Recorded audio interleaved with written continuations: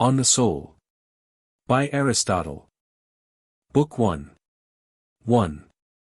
Holding as we do that, while knowledge of any kind is a thing to be honored and prized, one kind of it may, either by reason of its greater exactness or of a higher dignity and greater wonderfulness in its objects, be more honorable and precious than another. On both accounts we should naturally be led to place in the front rank the study of the soul.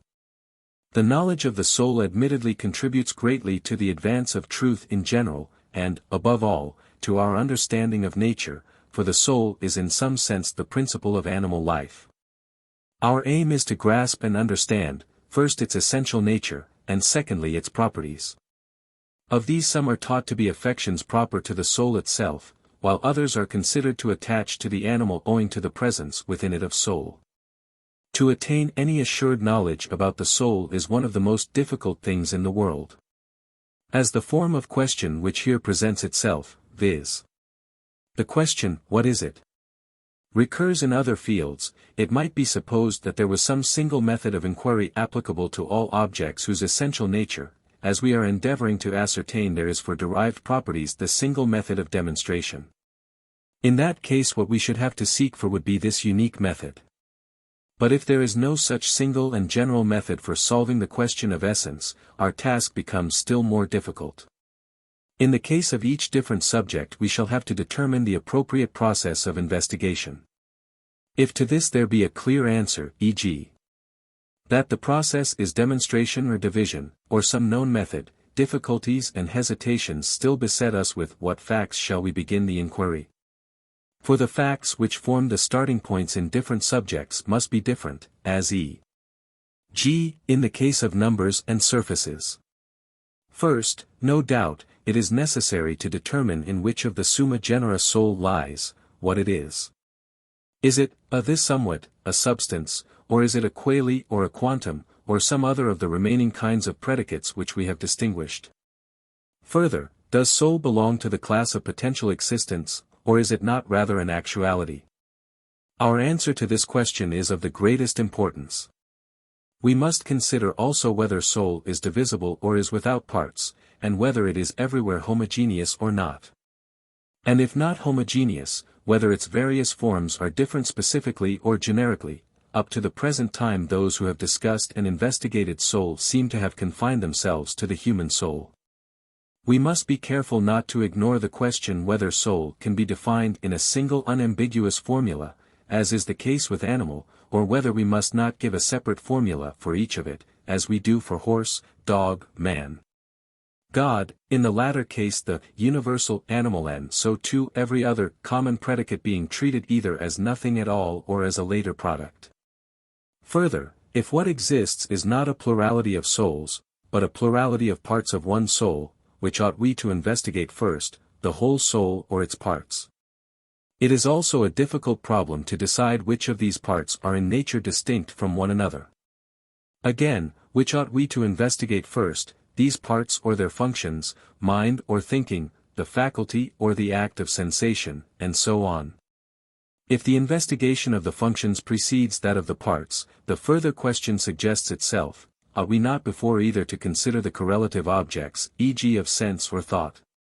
It seems not only useful for the discovery of the causes of the derived properties of substances to be acquainted with the essential nature of those substances, as in mathematics it is useful for the understanding of the property of the equality of the interior angles of a triangle to two right angles to know the essential nature of the straight and the curved or of the line and the plane, but also conversely.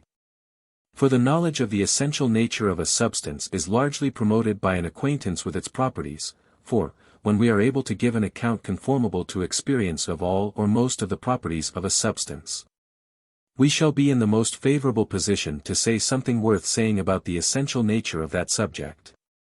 In all demonstration a definition of the essence is required as a starting point, so that definitions which do not enable us to discover the derived properties, or which fail to facilitate even a conjecture about them, must obviously, one and all, be dialectical and futile.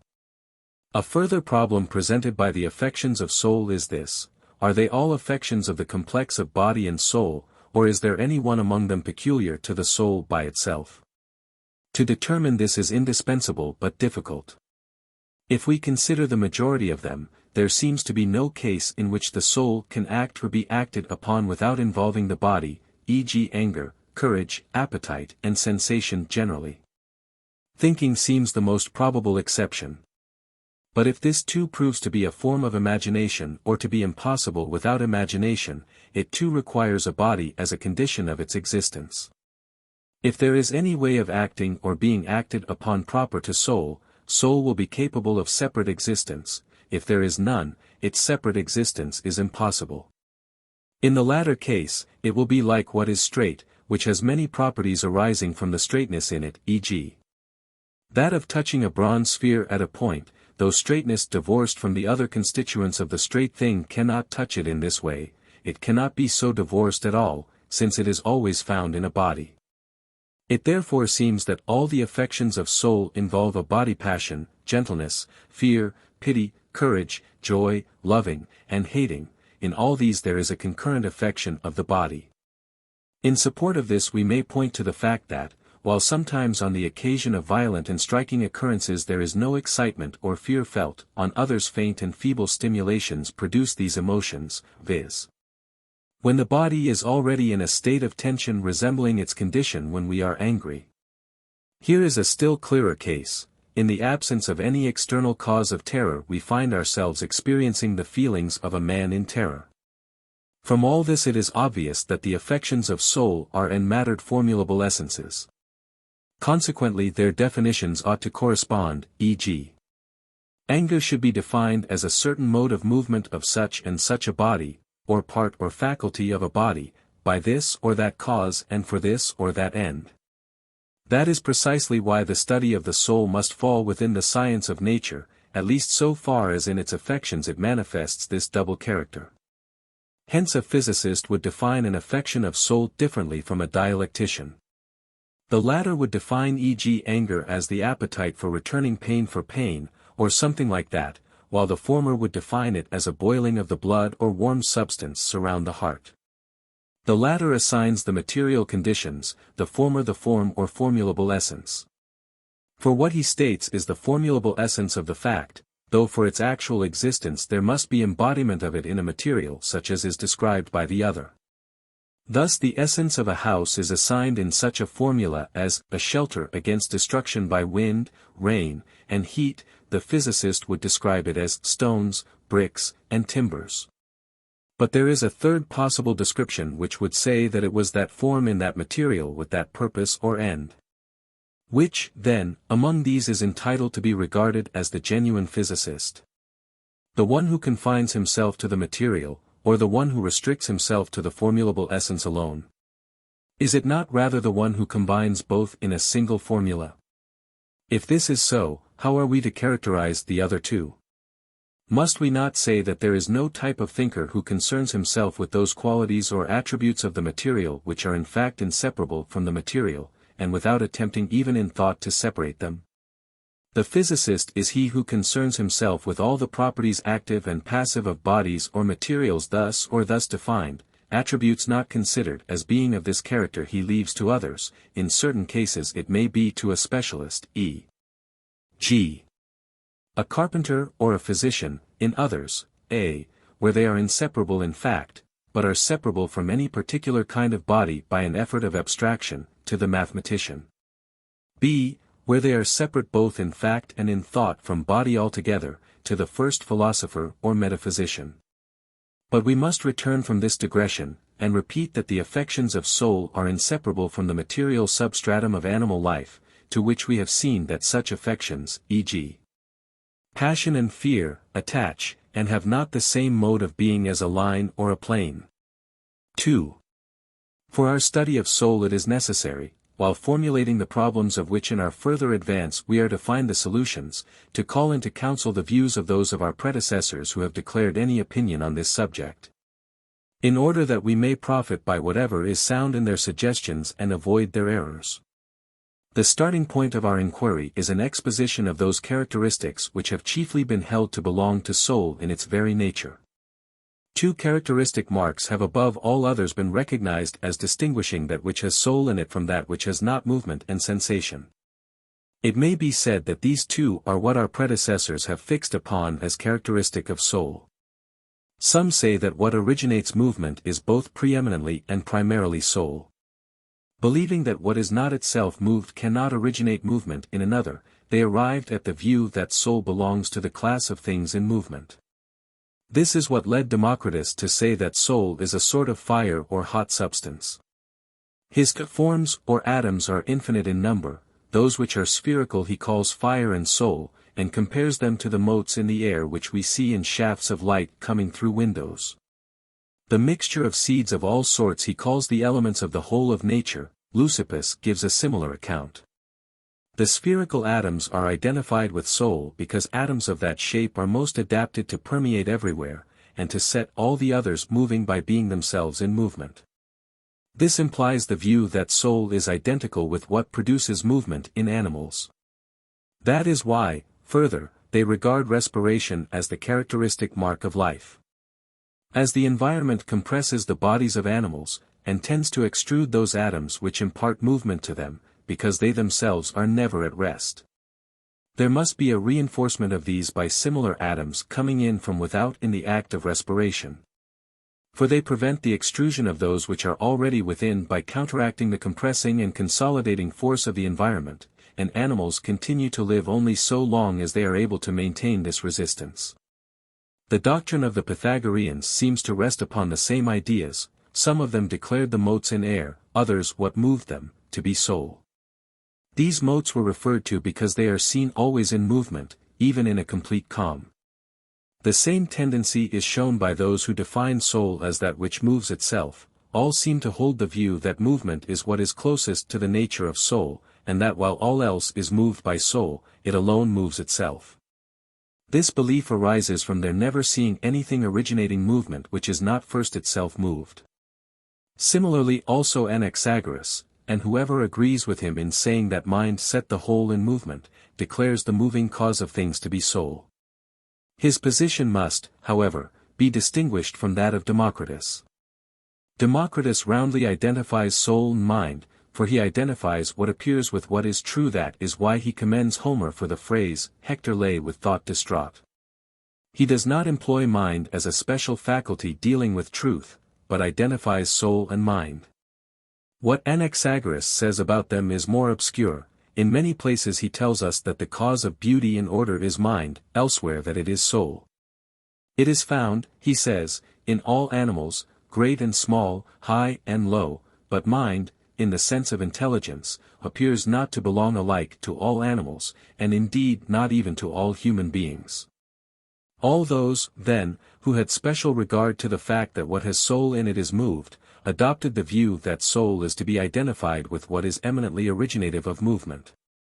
All, on the other hand, who look to the fact that what has soul in it knows or perceives what is, identify soul with the principle or principles of nature, according as they admit several such principles or one only. Thus Empedocles declares that it is formed out of all his elements, each of them also being soul. His words are, "For 'tis by earth we see earth, by water water. By ether ether divine, by fire destructive fire. By love love, and hate by cruel hate." In the same way Plato in the Timaeus fashions soul out of his elements.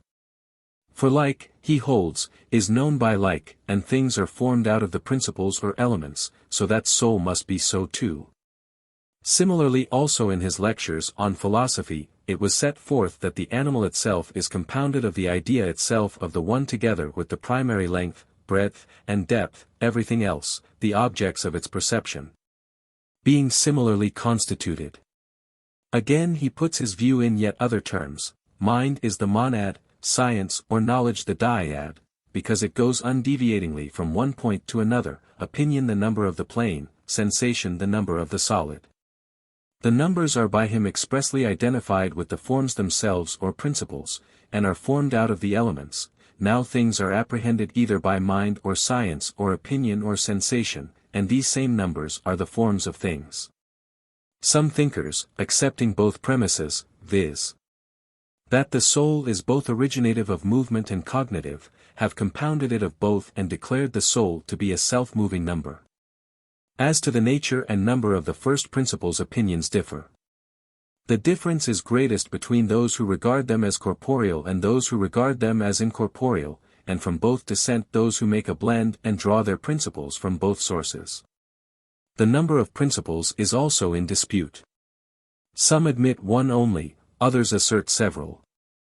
There is a consequent diversity in their several accounts of soul. They assume, naturally enough, that what is in its own nature originative of movement must be among what is primordial. That has led some to regard it as fire, for fire is the subtlest of the elements and nearest to incorporeality. Further, in the most primary sense, fire both is moved and originates movement in all the others. Democritus has expressed himself more ingeniously than the rest on the grounds for ascribing each of these two characters to soul. Soul and mind are, he says, one and the same thing, and this thing must be one of the primary and indivisible bodies, and its power of originating movement must be due to its fineness of grain and the shape of its atoms. He says that of all the shapes the spherical is the most mobile, and that this is the shape of the particles of fire and mind. Anaxagoras, as we said above, seems to distinguish between soul and mind, but in practice he treats them as a single substance, except that it is mind that he specially posits as the principle of all things. At any rate, what he says is that mind alone of all that is simple, unmixed, and pure. He assigns both characteristics, knowing and origination of movement, to the same principle, when he says that it was mind that set the whole in movement. Thales, too, to judge from what is recorded about him, seems to have held soul to be a motive force, since he said that the magnet has a soul in it because it moves the iron. Diogenes, and others, held the soul to be air because he believed air to be finest in grain and a first principle. Therein lay the grounds of the soul's powers of knowing and originating movement. As the primordial principle from which all other things are derived, it is cognitive, as finest in grain, it has the power to originate movement. Heraclitus too says that the first principle, the warm exhalation, of which, according to him, everything else is composed, is soul. Further, that this exhalation is most incorporeal and in ceaseless flux. That what is in movement requires that what knows it should be in movement, and that all that is has its being essentially in movement, herein agreeing with the majority. Alcmaeon also seems to have held a similar view about soul. He says that it is immortal because it resembles the immortals, and that this immortality belongs to it in virtue of its ceaseless movement, for all the things divine, moon, sun, the planets, and the whole heavens, are in perpetual movement. Of more superficial writers, some, e.g. Hippo, have pronounced it to be water. They seem to have argued from the fact that the seed of all animals is fluid, for Hippo tries to refute those who say that the soul is blood, on the ground that the seed, which is the primordial soul, is not blood. Another group, Critias, for example, did hold it to be blood. They take perception to be the most characteristic attribute of soul, and hold that perceptiveness is due to the nature of blood. Each of the elements has thus found its partisan, except earth. Earth has found no supporter unless we count as such those who have declared soul to be, or to be compounded of, all the elements. All, then, it may be said, characterize the soul by three marks: movement, sensation, incorporeality, and each of these is traced back to the first principles. That is why, with one exception, all those who define the soul by its power of knowing make it either an element or constructed out of the elements. The language they all use is similar. Like, they say, is known by like. As the soul knows everything, they construct it out of all the principles. Hence all those who admit but one cause or element, make the soul also one, e.g. fire or air, while those who admit a multiplicity of principles make the soul also multiple.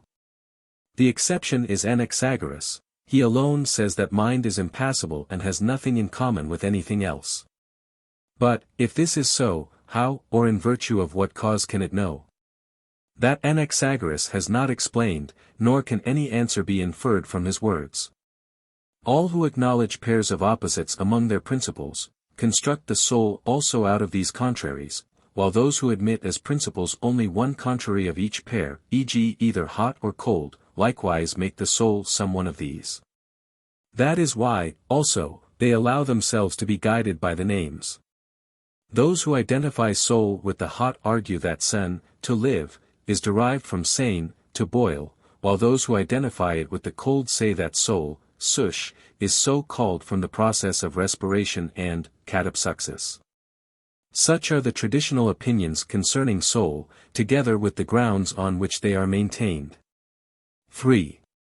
We must begin our examination with movement. For doubtless, not only is it false that the essence of soul is correctly described by those who say that it is what moves, or is capable of moving, itself, but it is an impossibility that movement should be even an attribute of it. We have already pointed out that there is no necessity that what originates movement should itself be moved.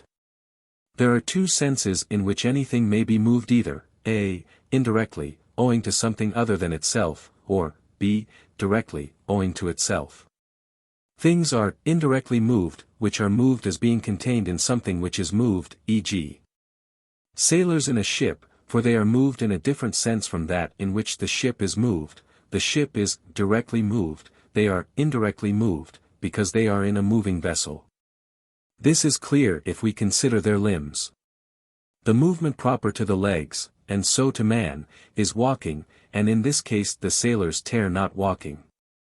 Recognizing the double sense of being moved, what we have to consider now is whether the soul is directly moved and participates in such direct movement. There are 4 species of movement: locomotion, alteration, diminution, growth. Consequently, if the soul is moved, it must be moved with one or several or all of these species of movement. Now if its movement is not incidental, there must be a movement natural to it, and, if so, as all the species enumerated involve place, place must be natural to it. But if the essence of soul be to move itself, its being moved cannot be incidental to as it is to what is white or 3 cubits long. They too can be moved, but only incidentally. What is moved is that of which white and 3 cubits long are the attributes, the body in which they inhere. Hence they have no place, but if the soul naturally partakes in movement, it follows that it must have a place. Further, if there be a movement natural to the soul, there must be a counter-movement unnatural to it, and conversely. The same applies to rest as well as to movement, for the terminus ad quem of a thing's natural movement is the place of its natural rest, and similarly the terminus ad quem of its enforced movement is the place of its enforced rest. But what meaning can be attached to enforced movements or rests of the soul, it is difficult even to imagine. Further, if the natural movement of the soul be upward, the soul must be fire; if downward, it must be earth. For upward and downward movements are the definitory characteristics of these bodies. The same reasoning applies to the intermediate movements, termini, and bodies. Further, since the soul is observed to originate movement in the body, it is reasonable to suppose that it transmits to the body the movements by which it itself is moved, and so, reversing the order. We may infer from the movements of the body back to similar movements of the soul. Now the body is moved from place to place with movements of locomotion. Hence it would follow that the soul too must in accordance with the body change either its place as a whole or the relative places of its parts. This carries with it the possibility that the soul might even quit its body and re-enter it, and with this would be involved the possibility of a resurrection of animals from the dead.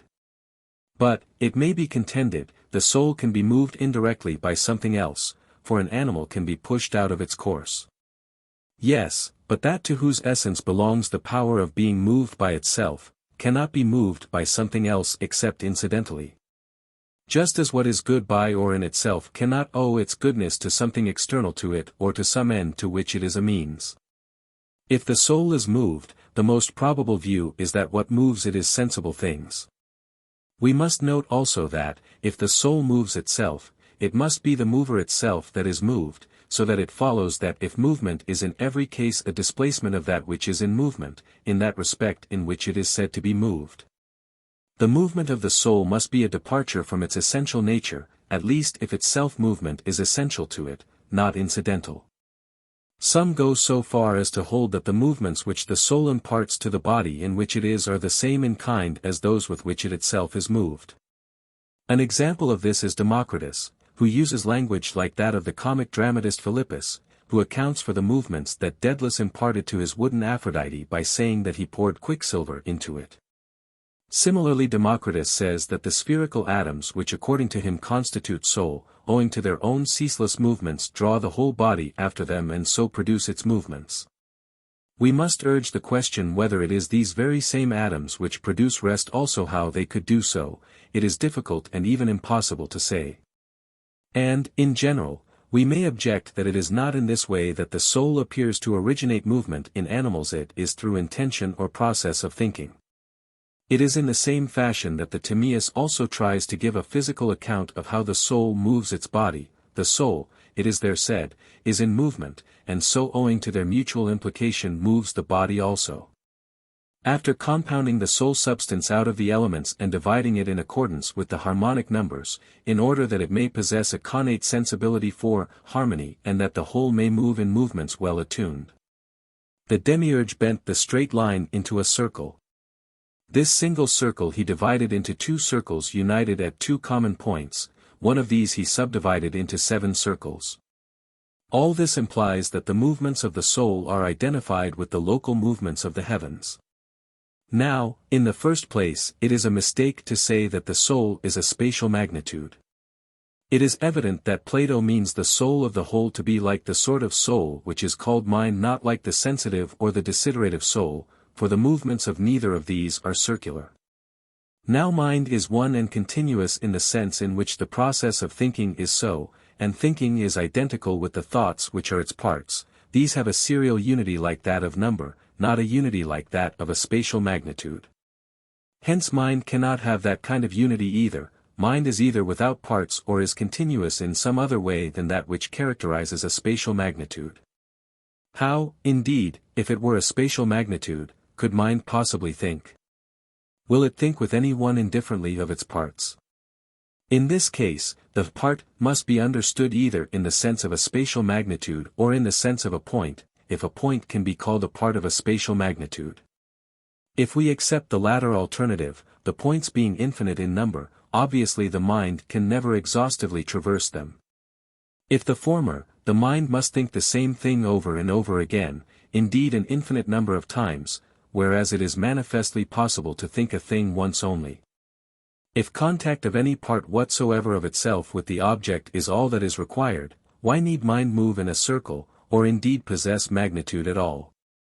On the other hand, if contact with the whole circle is necessary, what meaning can be given to the contact of the parts? Further, how could what has no parts think what has parts, or what has parts think what has none? We must identify the circle referred to with mind. For it is mind whose movement is thinking, and it is the circle whose movement is revolution, so that if thinking is a movement of revolution, the circle which has this characteristic movement must be mind. If the circular movement is eternal, there must be something which mind is always thinking. What can this be? For all practical processes of thinking have limits. They all go on for the sake of something outside the process, and all theoretical processes come to a close in the same way as the phrases in speech which express processes and results of thinking. Every such linguistic phrase is either definitory or demonstrative. Demonstration has both a starting point and may be said to end in a conclusion or inferred result. Even if the process never reaches final completion, at any rate it never returns upon itself again to its starting point, it goes on assuming a fresh middle term or a fresh extreme, and moves straight forward. But circular movement returns to its starting point. Definitions, too, are closed groups of terms. Further, if the same revolution is repeated, mind must repeatedly think the same object. Further, thinking has more resemblance to a coming to rest or a rest than to a movement. The same may be said of inferring. It might also be urged that what is difficult and enforced is incompatible with blessedness. If the movement of the soul is not of its essence, movement of the soul must be contrary to its nature. It must also be painful for the soul to be inextricably bound up with the body, nay more, if, as is frequently said and widely accepted, it is better for mind not to be embodied, the union must be for it undesirable. Further, the cause of the revolution of the heavens is left obscure. It is not the essence of soul which is the cause of this circular movement. That movement is only incidental to soul, nor is, a fortiori, the body its cause. Again, it is not even asserted that it is better that soul should be so moved. And yet the reason for which God caused the soul to move in a circle can only have been that movement was better for it than rest, and movement of this kind better than any other. But since this sort of consideration is more appropriate to another field of speculation, let us dismiss it for the present. The view we have just been examining, in company with most theories about the soul, involves the following absurdity: they all join the soul to a body, or place it in a body, without adding any specification of the reason of their union, or of the bodily conditions required for it. Yet such explanation can scarcely be omitted, for some community of nature is presupposed by the fact that the one acts and the other is acted upon, the one moves and the other is moved. Interaction always implies a special nature in the two interagents. All, however, that these thinkers do is to describe the specific characteristics of the soul. They do not try to determine anything about the body which is to contain it, as if it were possible, as in the Pythagorean myths, that any soul could be clothed upon with any body, an absurd view. For each body seems to have a form and shape of its own. It is as absurd as to say that the art of carpentry could embody itself in flutes. Each art must use its tools, each soul its body. 4. There is yet another theory about soul, which has commended itself to many as no less probable than any of those we have hitherto mentioned, and has rendered public account of itself in the court of popular discussion. Its supporters say that the soul is a kind of harmony, for a. harmony is a blend or composition of contraries, and b. the body is compounded out of contraries. Harmony, however, is a certain proportion or composition of the constituents blended, and soul can be neither the one nor the other of these. Further, the power of originating movement cannot belong to a harmony, while almost all concur in regarding this as a principal attribute of soul. It is more appropriate to call health, or generally one of the good states of the body, a harmony than to predicate it of the soul. The absurdity becomes most apparent when we try to attribute the active and passive affections of the soul to a harmony. The necessary readjustment of their conceptions is difficult. Further, in using the word harmony, we have one or other of two cases in our mind. The most proper sense is in relation to spatial magnitudes which have motion and position. Where harmony means the disposition and cohesion of their parts in such a manner as to prevent the introduction into the whole of anything homogeneous with it, and the secondary sense, derived from the former, is that in which it means the ratio between the constituents so blended. In neither of these senses is it plausible to predicate it of soul. That soul is a harmony in the sense of the mode of composition of the parts of the body is a view easily refutable. For there are many composite parts and those variously compounded. Of what bodily part is mind or the sensitive or the appetitive faculty the mode of composition? And what is the mode of composition which constitutes each of them? It is equally absurd to identify the soul with the ratio of the mixture, for the mixture which makes flesh has a different ratio between the elements from that which makes bone. The consequence of this view will therefore be that distributed throughout the whole body there will be many souls, since every one of the bodily parts is a different mixture of the elements, and the ratio of mixture is in each case a harmony, i.e., a soul. From Empedocles at any rate we might demand an answer to the following question, for he says that each of the parts of the body is what it is in virtue of a ratio between the elements. Is the soul identical with this ratio? Or is it not rather something over and above this which is formed in the parts? Is love the cause of any and every mixture, or only of those that are in the right ratio? Is love this ratio itself, or is love something over and above this? Such are the problems raised by this account.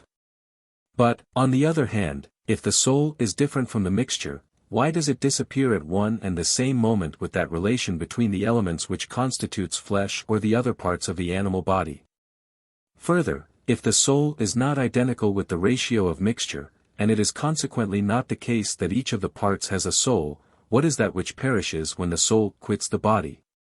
That the soul cannot either be a harmony, or be moved in a circle, is clear from what we have said. Yet that it can be moved incidentally is, as we said above, possible, and even that in a sense it can move itself, i.e., in the sense that the vehicle in which it is can be moved, and moved by it, in no other sense can the soul be moved in space. More legitimate doubts might remain as to its movement in view of the following facts. We speak of the soul as being pained or pleased, being bold or fearful, being angry, perceiving, thinking. All these are regarded as modes of movement, and hence it might be inferred that the soul is moved. This, however, does not necessarily follow. We may admit to the full that being pained or pleased, or thinking, are movements, each of them being moved, and that the movement is originated by the soul. For example, we may regard anger or fear as such and such movements of the heart, and thinking as such and such another movement of that organ, or of some other. These modifications may arise either from changes of place in certain parts or from qualitative alterations, the special nature of the parts and the special modes of their changes being for our present purpose irrelevant. Yet to say that it is the soul which is angry is as inexact as it would be to say that it is the soul that weaves webs or builds houses. It is doubtless better to avoid saying that the soul pities or learns or thinks and rather to say that it is the man who does this with his soul. What we mean is not that the movement is in the soul, but that sometimes it terminates in the soul and sometimes starts from it, sensation e.g.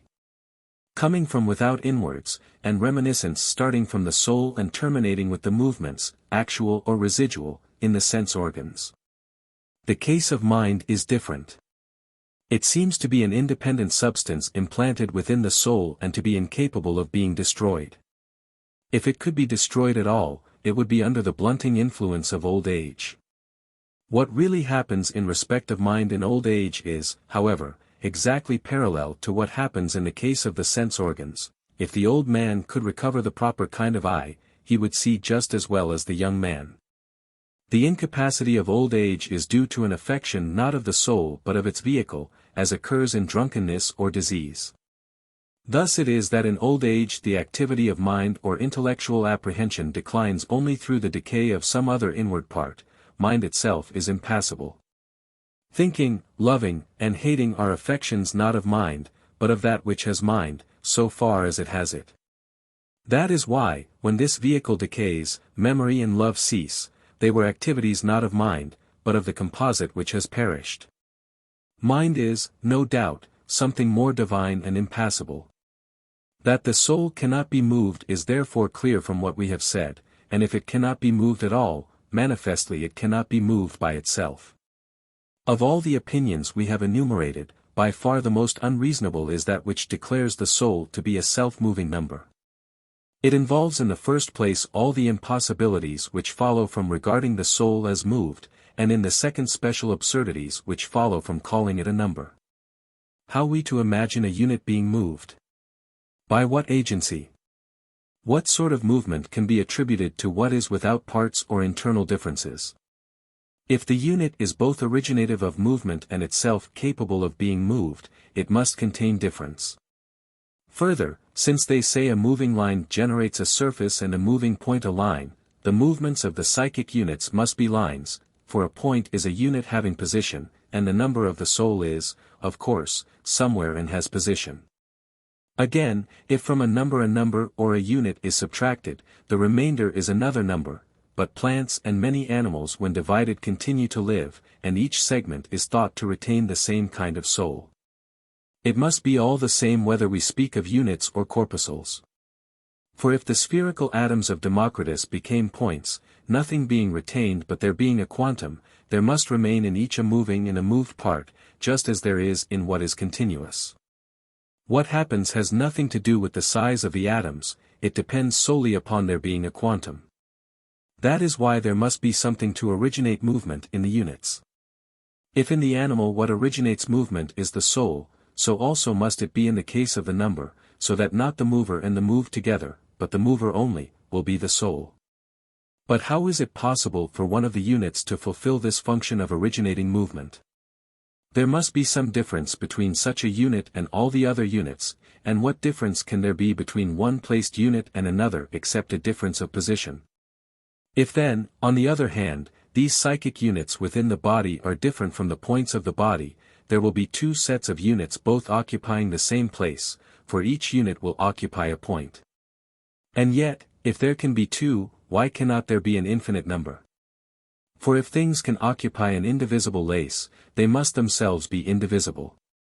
If, on the other hand, the points of the body are identical with the units whose number is the soul, or if the number of the points in the body is the soul, why have not all bodies souls? For all bodies contain points or an infinity of points. Further, how is it possible for these points to be isolated or separated from their bodies, seeing that lines cannot be resolved into points? 5. The result is, as we have said, that this view, while on the one side identical with that of those who maintain that soul is a subtle kind of body, is on the other entangled in the absurdity peculiar to Democritus' way of describing the manner in which movement is originated by soul.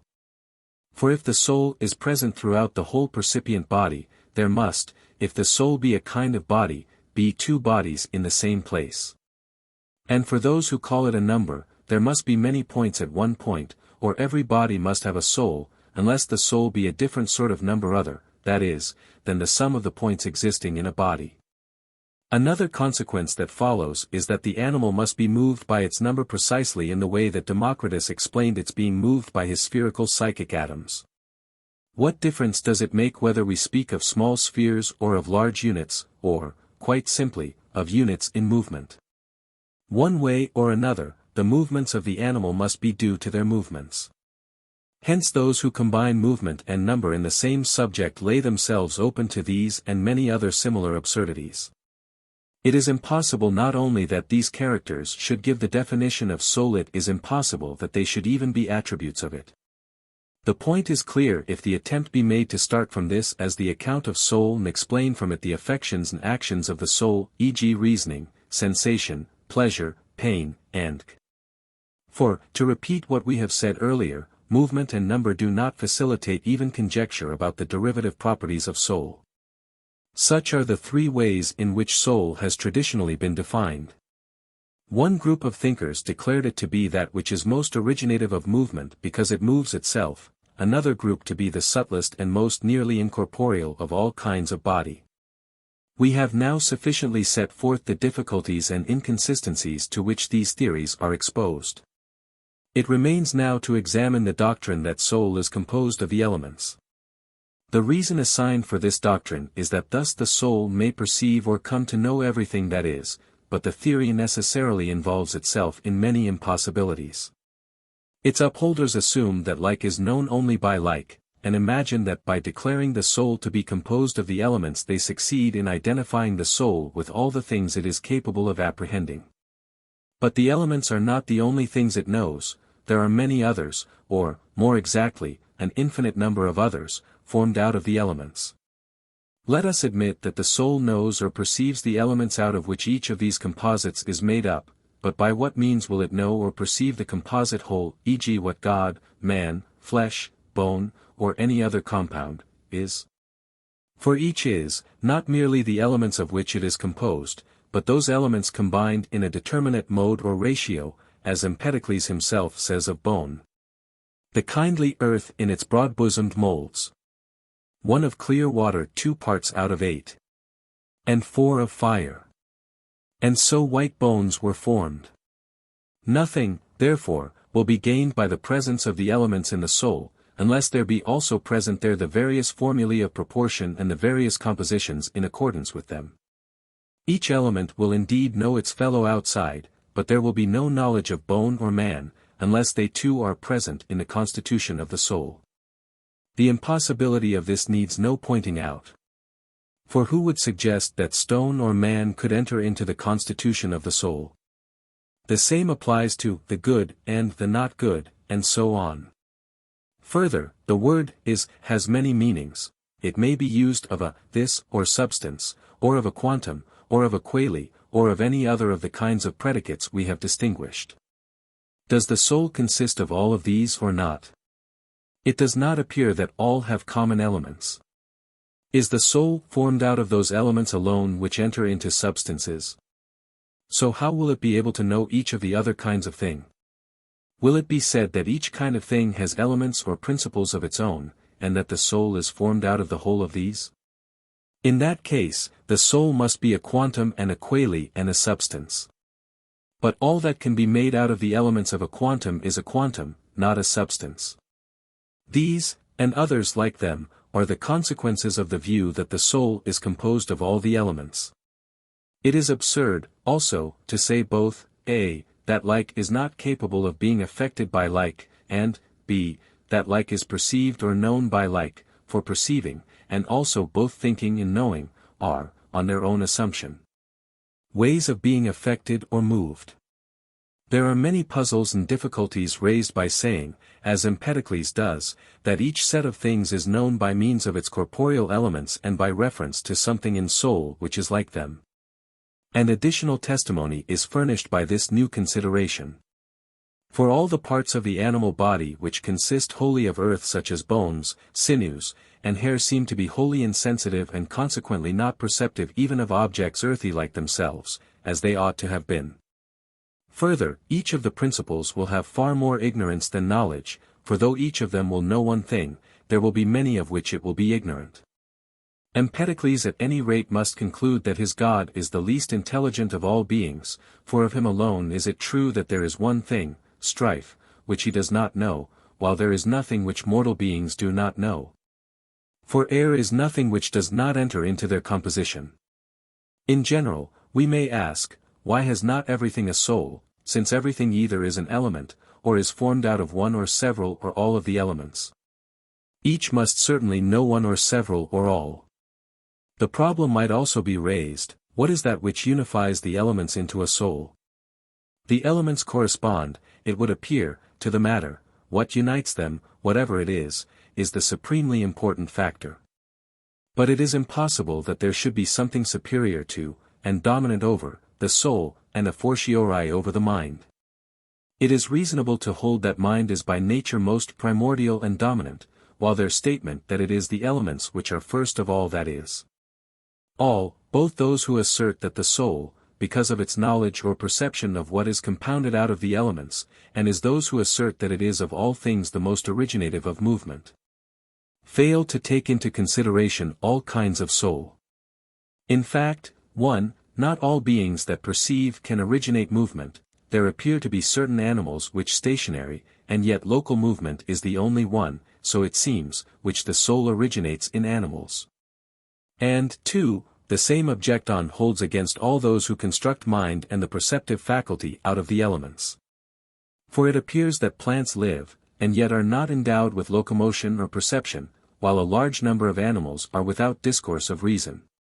Even if these points were waived and mind admitted to be a part of the soul, and so too the perceptive faculty, still, even so, there would be kinds and parts of soul of which they had failed to give any account. The same objection lies against the view expressed in the Orphic poems. There it is said that the soul comes in from the whole when breathing takes place, being borne in upon the winds. Now this cannot take place in the case of plants, nor indeed in the case of certain classes of animal, for not all classes of animal breathe. This fact has escaped the notice of the holders of this view. If we must construct the soul out of the elements, there is no necessity to suppose that all the elements enter into its construction. One element in each pair of contraries will suffice to enable it to know both that element itself and its contrary. By means of the straight line we know both itself and the curve. The carpenter's rule enables us to test both, but what is curved does not enable us to distinguish either itself or the straight. Certain thinkers say that soul is intermingled in the whole universe, and it is perhaps for that reason that Thales came to the opinion that all things are full of gods. This presents some difficulties. Why does the soul when it resides in air or fire not form an animal, while it does so when it resides in mixtures of the elements, and that although it is held to be of higher quality when contained in the former? One might add the question, why the soul in air is maintained to be higher and more immortal than that in animals. Both possible ways of replying to the former question lead to absurdity or paradox. For it is beyond paradox to say that fire or air is an animal, and it is absurd to refuse the name of animal to what has soul in it. The opinion that the elements have soul in them seems to have arisen from the doctrine that a whole must be homogeneous with its parts.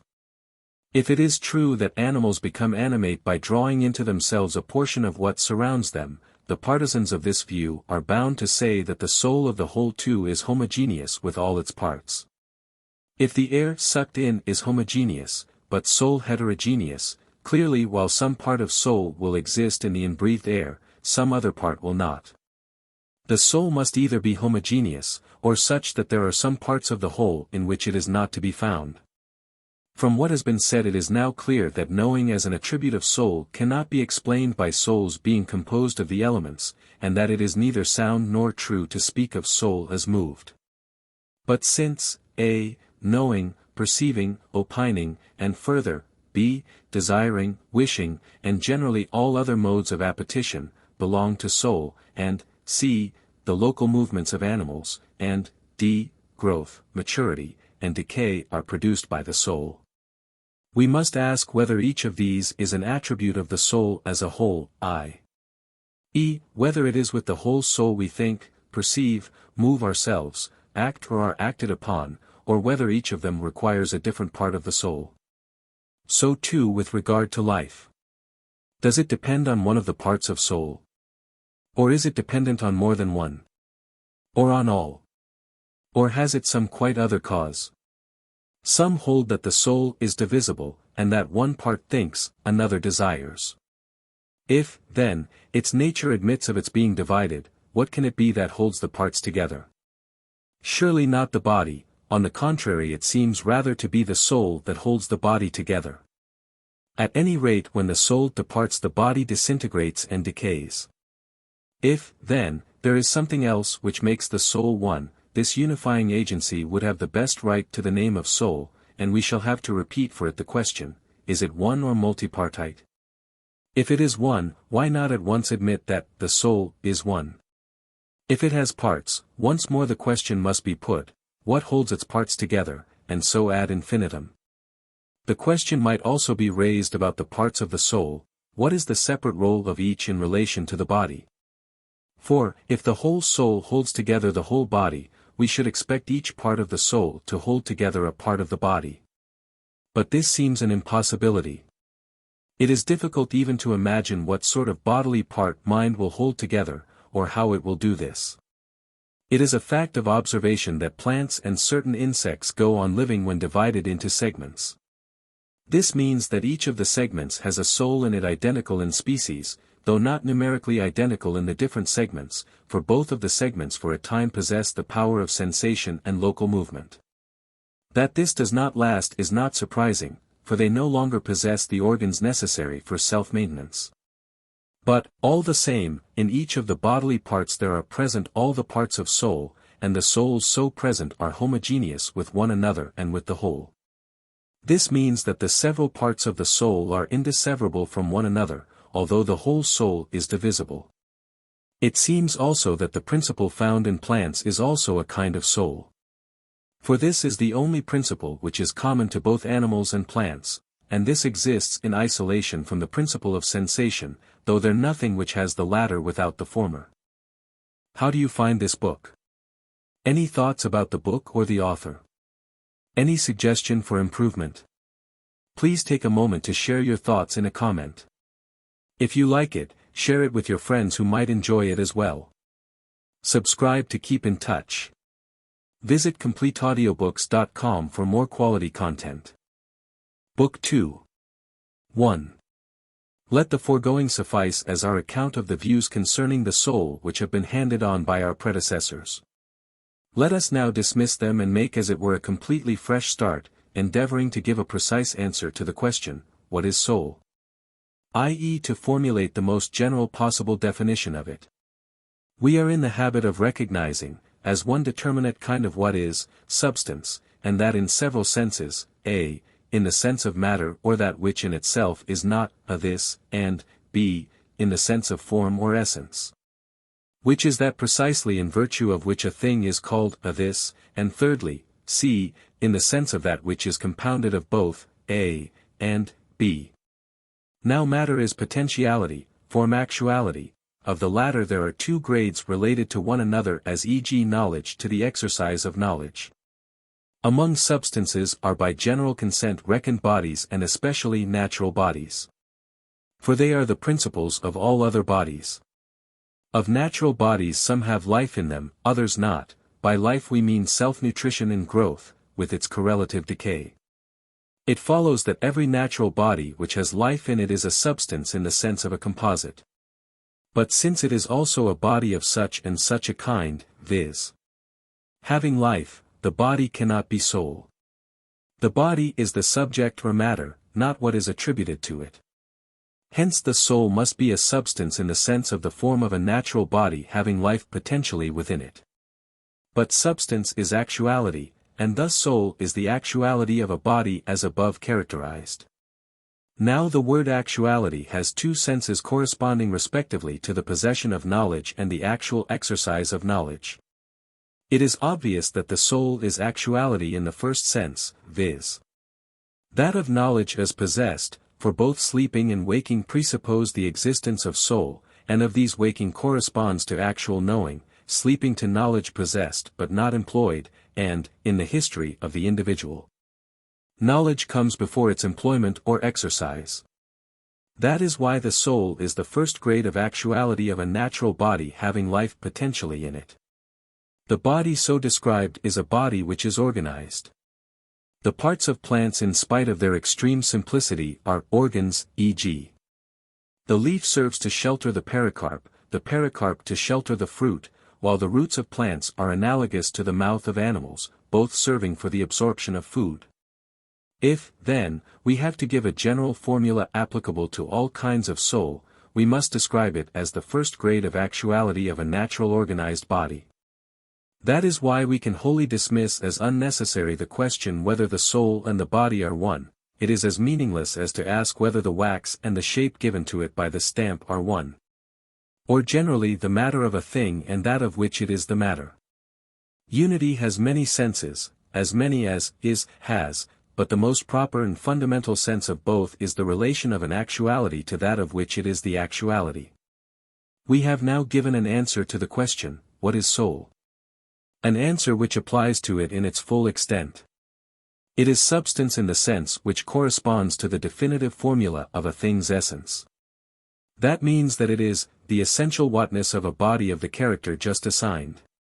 Suppose that what is literally an organ, like an axe, were a natural body, its essential whatness would have been its essence, and so its soul. If this disappeared from it, it would have ceased to be an axe, except in name.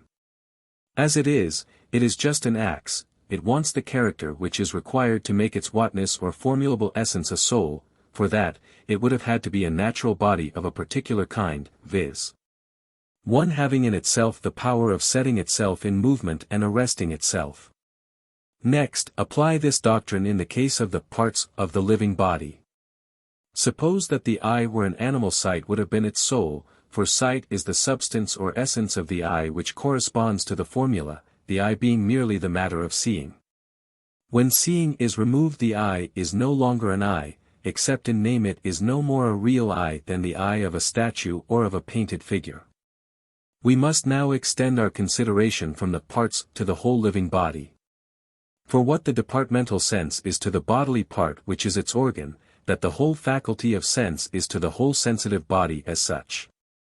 We must not understand by that which is potentially capable of living what has lost the soul it had, but only what still retains it, but seeds and fruits are bodies which possess the qualification.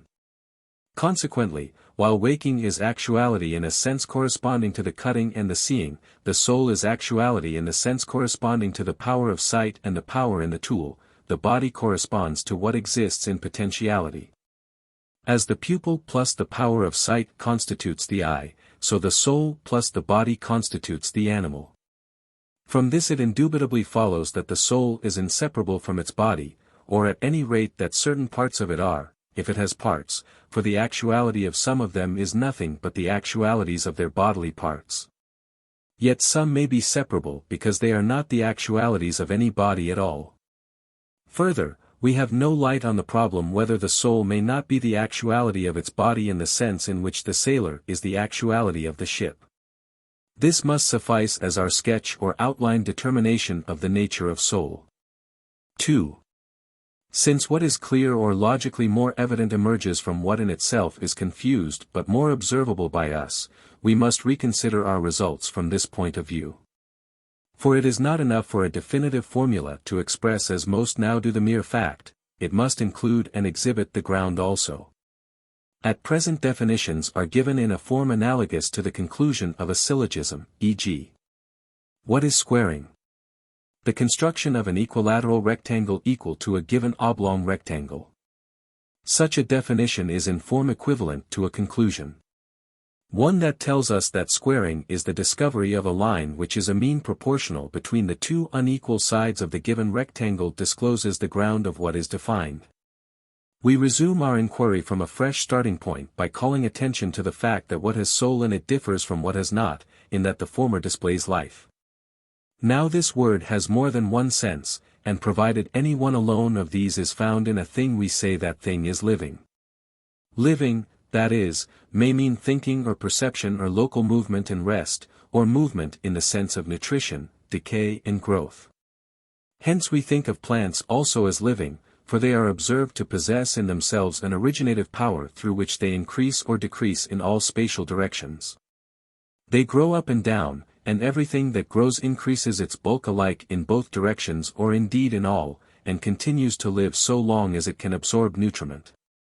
This power of self-nutrition can be isolated from the other powers mentioned, but not they from it in mortal beings at least. The fact is obvious in plants, for it is the only psychic power they possess. This is the originative power the possession of which leads us to speak of things as living at all, but it is the possession of sensation that leads us for the first time to speak of living things as animals. For even those beings which possess no power of local movement but do possess the power of sensation we call animals and not merely living things. The primary form of sense is touch, which belongs to all animals. Just as the power of self-nutrition can be isolated from touch and sensation generally, so touch can be isolated from all other forms of sense. By the power of self-nutrition we mean that departmental power of the soul which is common to plants and animals. All animals whatsoever are observed to have the sense of touch. What the explanation of these two facts is, we must discuss later. At present we must confine ourselves to saying that soul is the source of these phenomena and is characterized by them, viz. by the powers of self-nutrition, sensation, thinking, and motivity. Is each of these a soul or a part of a soul? And if a part in what sense? A part merely distinguishable by definition or a part distinct in local situation as well? In the case of certain of these powers, the answers to these questions are easy, in the case of others we are puzzled what to say. Just as in the case of plants which when divided are observed to continue to live though removed to a distance from one another, thus showing that in their case the soul of each individual plant before division was actually one, potentially many. So we notice a similar result in other varieties of soul, i.e., in insects which have been cut in two, each of the segments possesses both sensation and local movement, and if sensation, necessarily also imagination and appetition. For, where there is sensation, there is also pleasure and pain, and, where these, necessarily also desire. We have no evidence as yet about mind or the power to think. It seems to be a widely different kind of soul, differing as what is eternal from what is perishable. It alone is capable of existence in isolation from all other psychic powers. All the other parts of soul, it is evident from what we have said, are, in spite of certain statements to the contrary, incapable of separate existence though, of course, distinguishable by definition. If opining is distinct from perceiving, to be capable of opining and to be capable of perceiving must be distinct, and so with all the other forms of living above enumerated. Further, some animals possess all these parts of soul, some certain of them only, others one only. This is what enables us to classify animals, the cause must be considered later. A similar arrangement is found also within the field of the senses. Some classes of animals have all the senses, some only certain of them, others only one, the most indispensable, touch. Since the expression, that whereby we live and perceive has two meanings, just like the expression, that whereby we know that may mean either, a, knowledge or, b, the soul, for we can speak of knowing by or with either. And similarly that whereby we are in health may be either, a, health or, b, the body or some part of the body. And since of the two terms thus contrasted knowledge or health is the name of a form, essence, or ratio, or if we so express it an actuality of a recipient matter knowledge of what is capable of knowing. Health of what is capable of being made healthy, for the operation of that which is capable of originating change terminates and has its seat in what is changed or altered. Further, since it is the soul by or with which primarily we live, perceive, and think, it follows that the soul must be a ratio or formulable essence, not a matter or subject. For, as we said, word substance has three meanings: form, matter, and the complex of both, and of these three what is called matter is potentiality, what is called form actuality. Since then the complex here is the living thing, the body cannot be the actuality of the soul, it is the soul which is the actuality of a certain kind of body. Hence the rightness of the view that the soul cannot be without a body, while it cannot be a body, it is not a body but something relative to a body. That is why it is in a body, and a body of a definite kind. It was a mistake, therefore, to do as former thinkers did, merely to fit it into a body without adding a definite specification of the kind or character of that body. Reflection confirms the observed fact. The actuality of any given thing can only be realized in what is already potentially that thing, i.e. in a matter of its own appropriate to it. From all this it follows that soul is an actuality or formulable essence of something that possesses a potentiality of being besouled. 3. Of the psychic powers above enumerated, some kinds of living things, as we have said, possess all, some less than all, others one only. Those we have mentioned are the nutritive, the appetitive, the sensory, the locomotive, and the power of thinking. Plants have none but the first, the nutritive, while another order of living things has this plus the sensory. If any order of living things has the sensory, it must also have the appetitive, for appetite is the genus of which desire, passion, and wish are the species. Now all animals have one sense at least, viz. touch, and whatever has a sense has the capacity for pleasure and pain and therefore has pleasant and painful objects present to it, and wherever these are present, there is desire, for desire is just appetition of what is pleasant. Further, all animals have the sense for food, for touch is the sense for food. The food of all living things consists of what is dry, moist, hot, cold, and these are the qualities apprehended by touch. All other sensible qualities are apprehended by touch only indirectly. Sounds, colors, and odors contribute nothing to nutriment, flavors fall within the field of tangible qualities. Hunger and thirst are forms of desire, hunger a desire for what is dry and hot, thirst a desire for what is cold and moist, flavor is a sort of seasoning added to both. We must later clear up these points, but at present it may be enough to say that all animals that possess the sense of touch have also appetition. The case of imagination is obscure, we must examine it later. Certain kinds of animals possess in addition the power of locomotion, and still another order of animate beings, i.e. man, and possibly another order like man or superior to him, the power of thinking, i.e. mind. It is now evident that a single definition can be given of soul only in the same sense as one can be given of figure. For, as in that case there is no figure distinguishable and apart from triangle, and so here there is no soul apart from the forms of soul just enumerated. It is true that a highly general definition can be given for figure which will fit all figures without expressing the peculiar nature of any figure. So here in the case of soul and its specific forms. Hence it is absurd in this and similar cases to demand an absolutely general definition which will fail to express the peculiar nature of anything that is, or again, omitting this, to look for separate definitions corresponding to each infima species. The cases of figure and soul are exactly parallel, for the particulars subsumed under the common name in both cases figures and living beings constitute a series, each successive term of which potentially contains its predecessor, e.g. the square, the triangle, the sensory power, the self-nutritive. Hence we must ask in the case of each order of living things, what is its soul, i.e. what is the soul of plant, animal, man? Why the terms are related in this serial way must form the subject of later examination. But the facts are that the power of perception is never found apart from the power of self-nutrition, while in plants the latter is found isolated from the former. Again, no sense is found apart from that of touch, while touch is found by itself. Many animals have neither sight, hearing, nor smell. Again, among living things that possess sense some have the power of locomotion, some not. Lastly, certain living beings, a small minority, possess calculation and thought, for, among mortal beings, those which possess calculation have all the other powers above mentioned. While the converse does not hold, indeed some live by imagination alone, while others have not even imagination. The mind that knows with immediate intuition presents a different problem. It is evident that the way to give the most adequate definition of soul is to seek in the case of each of its forms for the most appropriate definition. 4. It is necessary for the student of these forms of soul first to find a definition of each, expressive of what it is, and then to investigate its derivative properties, and. But if we are to express what each is, viz.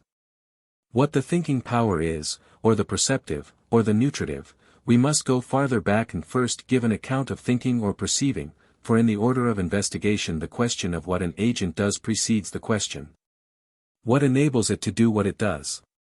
If this is correct, we must on the same ground go yet another step farther back and have some clear view of the objects of each. Thus we must start with these objects, e.g. with food, with what is perceptible, or with what is intelligible. It follows that first of all we must treat of nutrition and reproduction, for the nutritive soul is found along with all the others and is the most primitive and widely distributed power of soul. Being indeed that one in virtue of which all are said to have life. The acts in which it manifests itself are reproduction and the use of food. Reproduction, I say, because for any living thing that has reached its normal development and which is unmutilated, and whose mode of generation is not spontaneous, the most natural act is the production of another like itself, an animal producing an animal, a plant, in order that, as far as its nature allows, it may partake in the eternal and divine.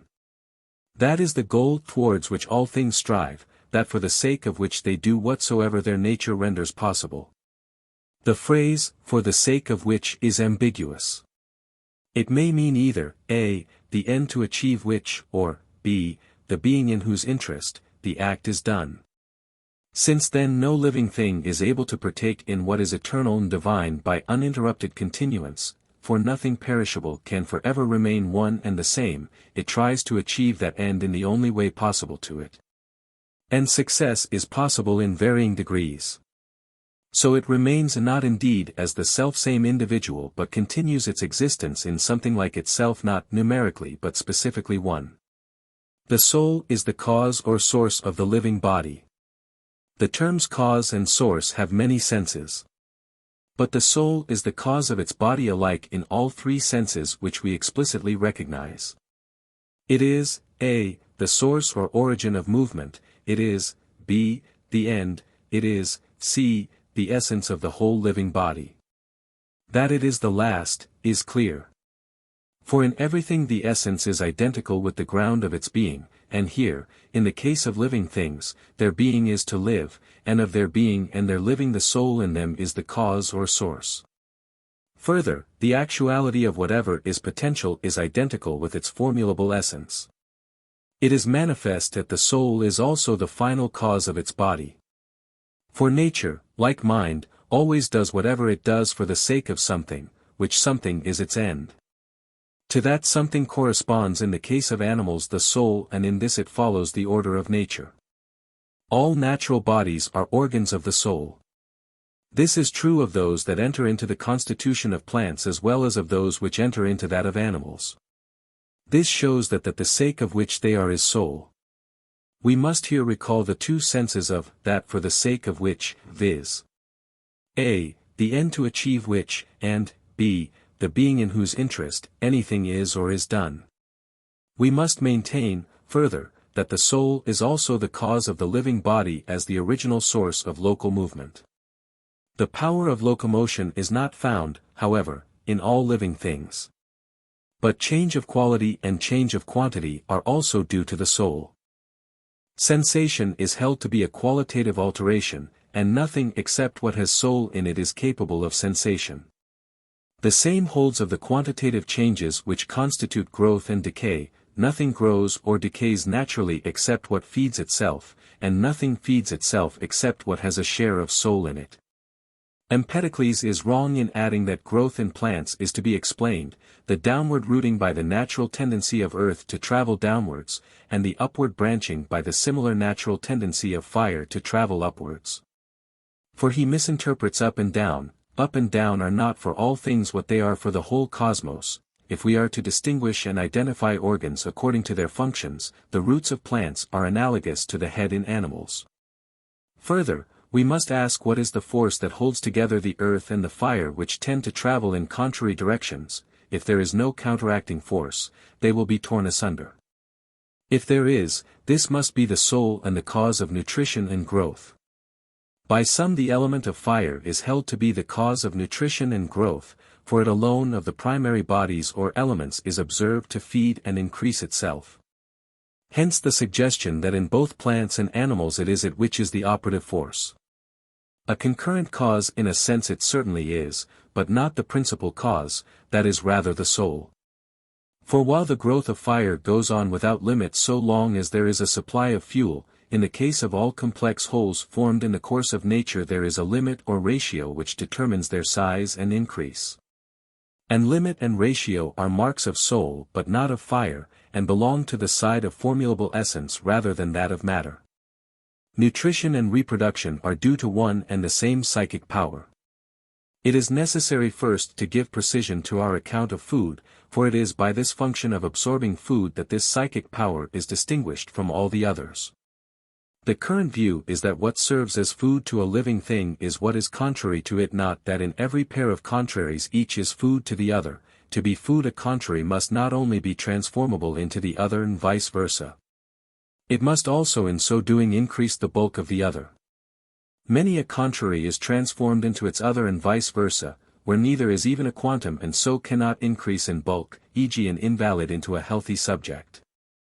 It is clear that not even those contraries which satisfy both the conditions mentioned above are food to one another in precisely the same sense. Water may be said to feed fire, but not fire water. Where the members of the pair are elementary bodies, only one of the contraries, it would appear, can be said to feed the other. But there is a difficulty here. One set of thinkers assert that like fed, as well as increased in amount, by like. Another set, as we have said, maintain the very reverse, viz. that what feeds and what is fed are contrary to one another, like, they argue, is incapable of being affected by like. But food is changed in the process of digestion, and change is always to what is opposite or to what is intermediate. Further, food is acted upon by what is nourished by it, not the other way round, as timber is worked by a carpenter and not conversely. There is a change in the carpenter, but it is merely a change from not working to working. In answering this problem it makes all the difference whether we mean by the food the finished or the raw product. If we use the word food of both, viz. of the completely undigested and the completely digested matter, we can justify both the rival accounts of it. Taking food in the sense of undigested matter, it is the contrary of what is fed by it. Taking it as digested, it is like what is fed by it. Consequently it is clear that in a certain sense we may say that both parties are right, both wrong. Since nothing except what is alive can be fed, what is fed is the besouled body, and just because it has soul in it. Hence food is essentially related to what has soul in it. Food has a power which is other than the power to increase the bulk of what is fed by it.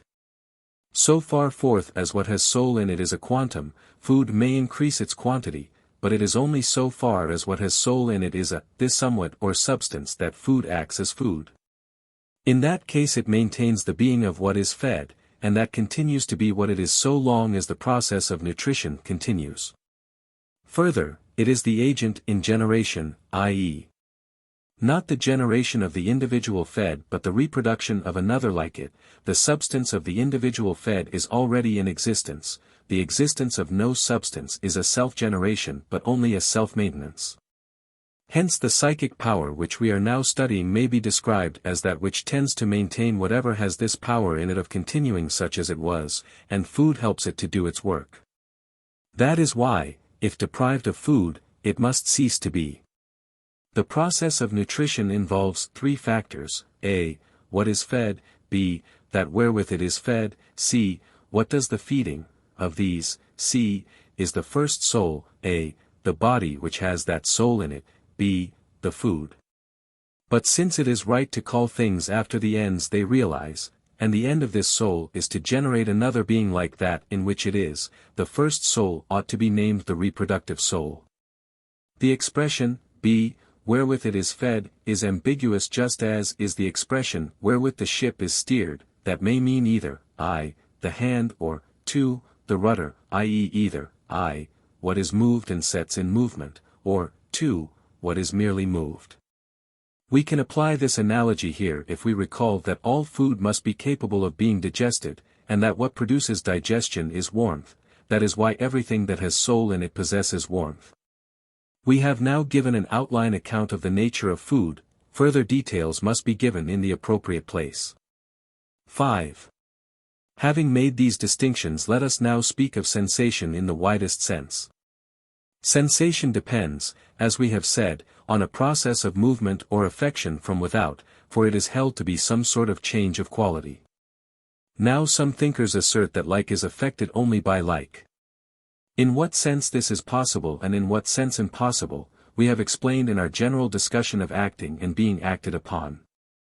Here arises a problem: why do we not perceive the senses themselves as well as the external objects of sense, or why without the stimulation of external objects do they not produce sensation, seeing that they contain in themselves fire, earth, and all the other elements, which are the direct or indirect objects is so of sense? It is clear that what is sensitive is only potentially, not actually. The power of sense is parallel to what is combustible, for that never ignites itself spontaneously, but requires an agent which has the power of starting ignition. Otherwise it could have set itself on fire, and would not have needed actual fire to set it ablaze. In reply we must recall that we use the word perceive in two ways, for we say, a. that what has the power to hear or see, sees, or hears, even though it is at the moment asleep, and also, b. that what is actually seeing or hearing, sees, or hears. Hence sense too must have two meanings, sense potential, and sense actual. Similarly, to be a sentient means either, a. to have a certain power, or, b. to manifest a certain activity. To begin with, for a time, let us speak as if there were no difference between being moved or affected, and 2. being active, for movement is a kind of activity, an imperfect kind, as has elsewhere been explained. Everything that is acted upon or moved is acted upon by an agent which is actually at work. Hence it is that in one sense, as has already been stated, what acts and what is acted upon are like, in another unlike, i.e. prior to and during the change the two factors are unlike, after it like. But we must now distinguish not only between what is potential and what is actual, but also different senses in which things can be said to be potential or actual. Up to now we have been speaking as if each of these phrases had only one sense. We can speak of something as a knower either, a. as when we say that man is a knower, meaning that man falls within the class of beings that know or have knowledge, or, b.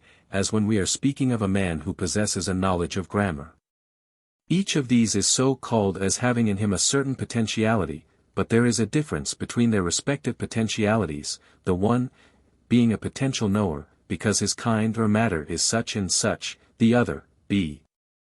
because he can in the absence of any external counteracting cause realize his knowledge in actual knowing at will. This implies a third meaning of a knower, c. one who is already realizing his knowledge. He is a knower in actuality and in the most proper sense is knowing, e.g. this a. Both the former are potential knowers, who realize their respective potentialities, the one, a. by change of quality, i.e. repeated transitions from one state to its opposite under instruction, the other, b. by the transition from the inactive possession of sense or grammar to their active exercise. The two kinds of transition are distinct. Also the expression, to be acted upon, has more than one meaning. It may mean either, a, the extinction of one of two contraries by the other, or, b, the maintenance of what is potential by the agency of what is actual and already like what is acted upon. With such likeness as is compatible with one's being actual and the other potential. For what possesses knowledge becomes an actual knower by a transition which is either not an alteration of it at all, being in reality a development into its true self or actuality, or at least an alteration in a quite different sense from the usual meaning. Hence it is wrong to speak of a wise man as being altered when he uses his wisdom, just as it would be absurd to speak of a builder as being altered when he is using his skill in building a house. What in the case of knowing or understanding leads from potentiality to actuality ought not to be called teaching but something else.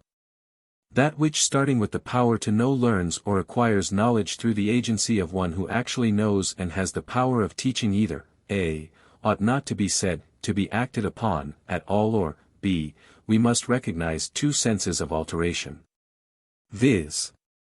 I, the substitution of one quality for another, the first being the contrary of the second, or, 2, the development of an existent quality from potentiality in the direction of fixity or nature.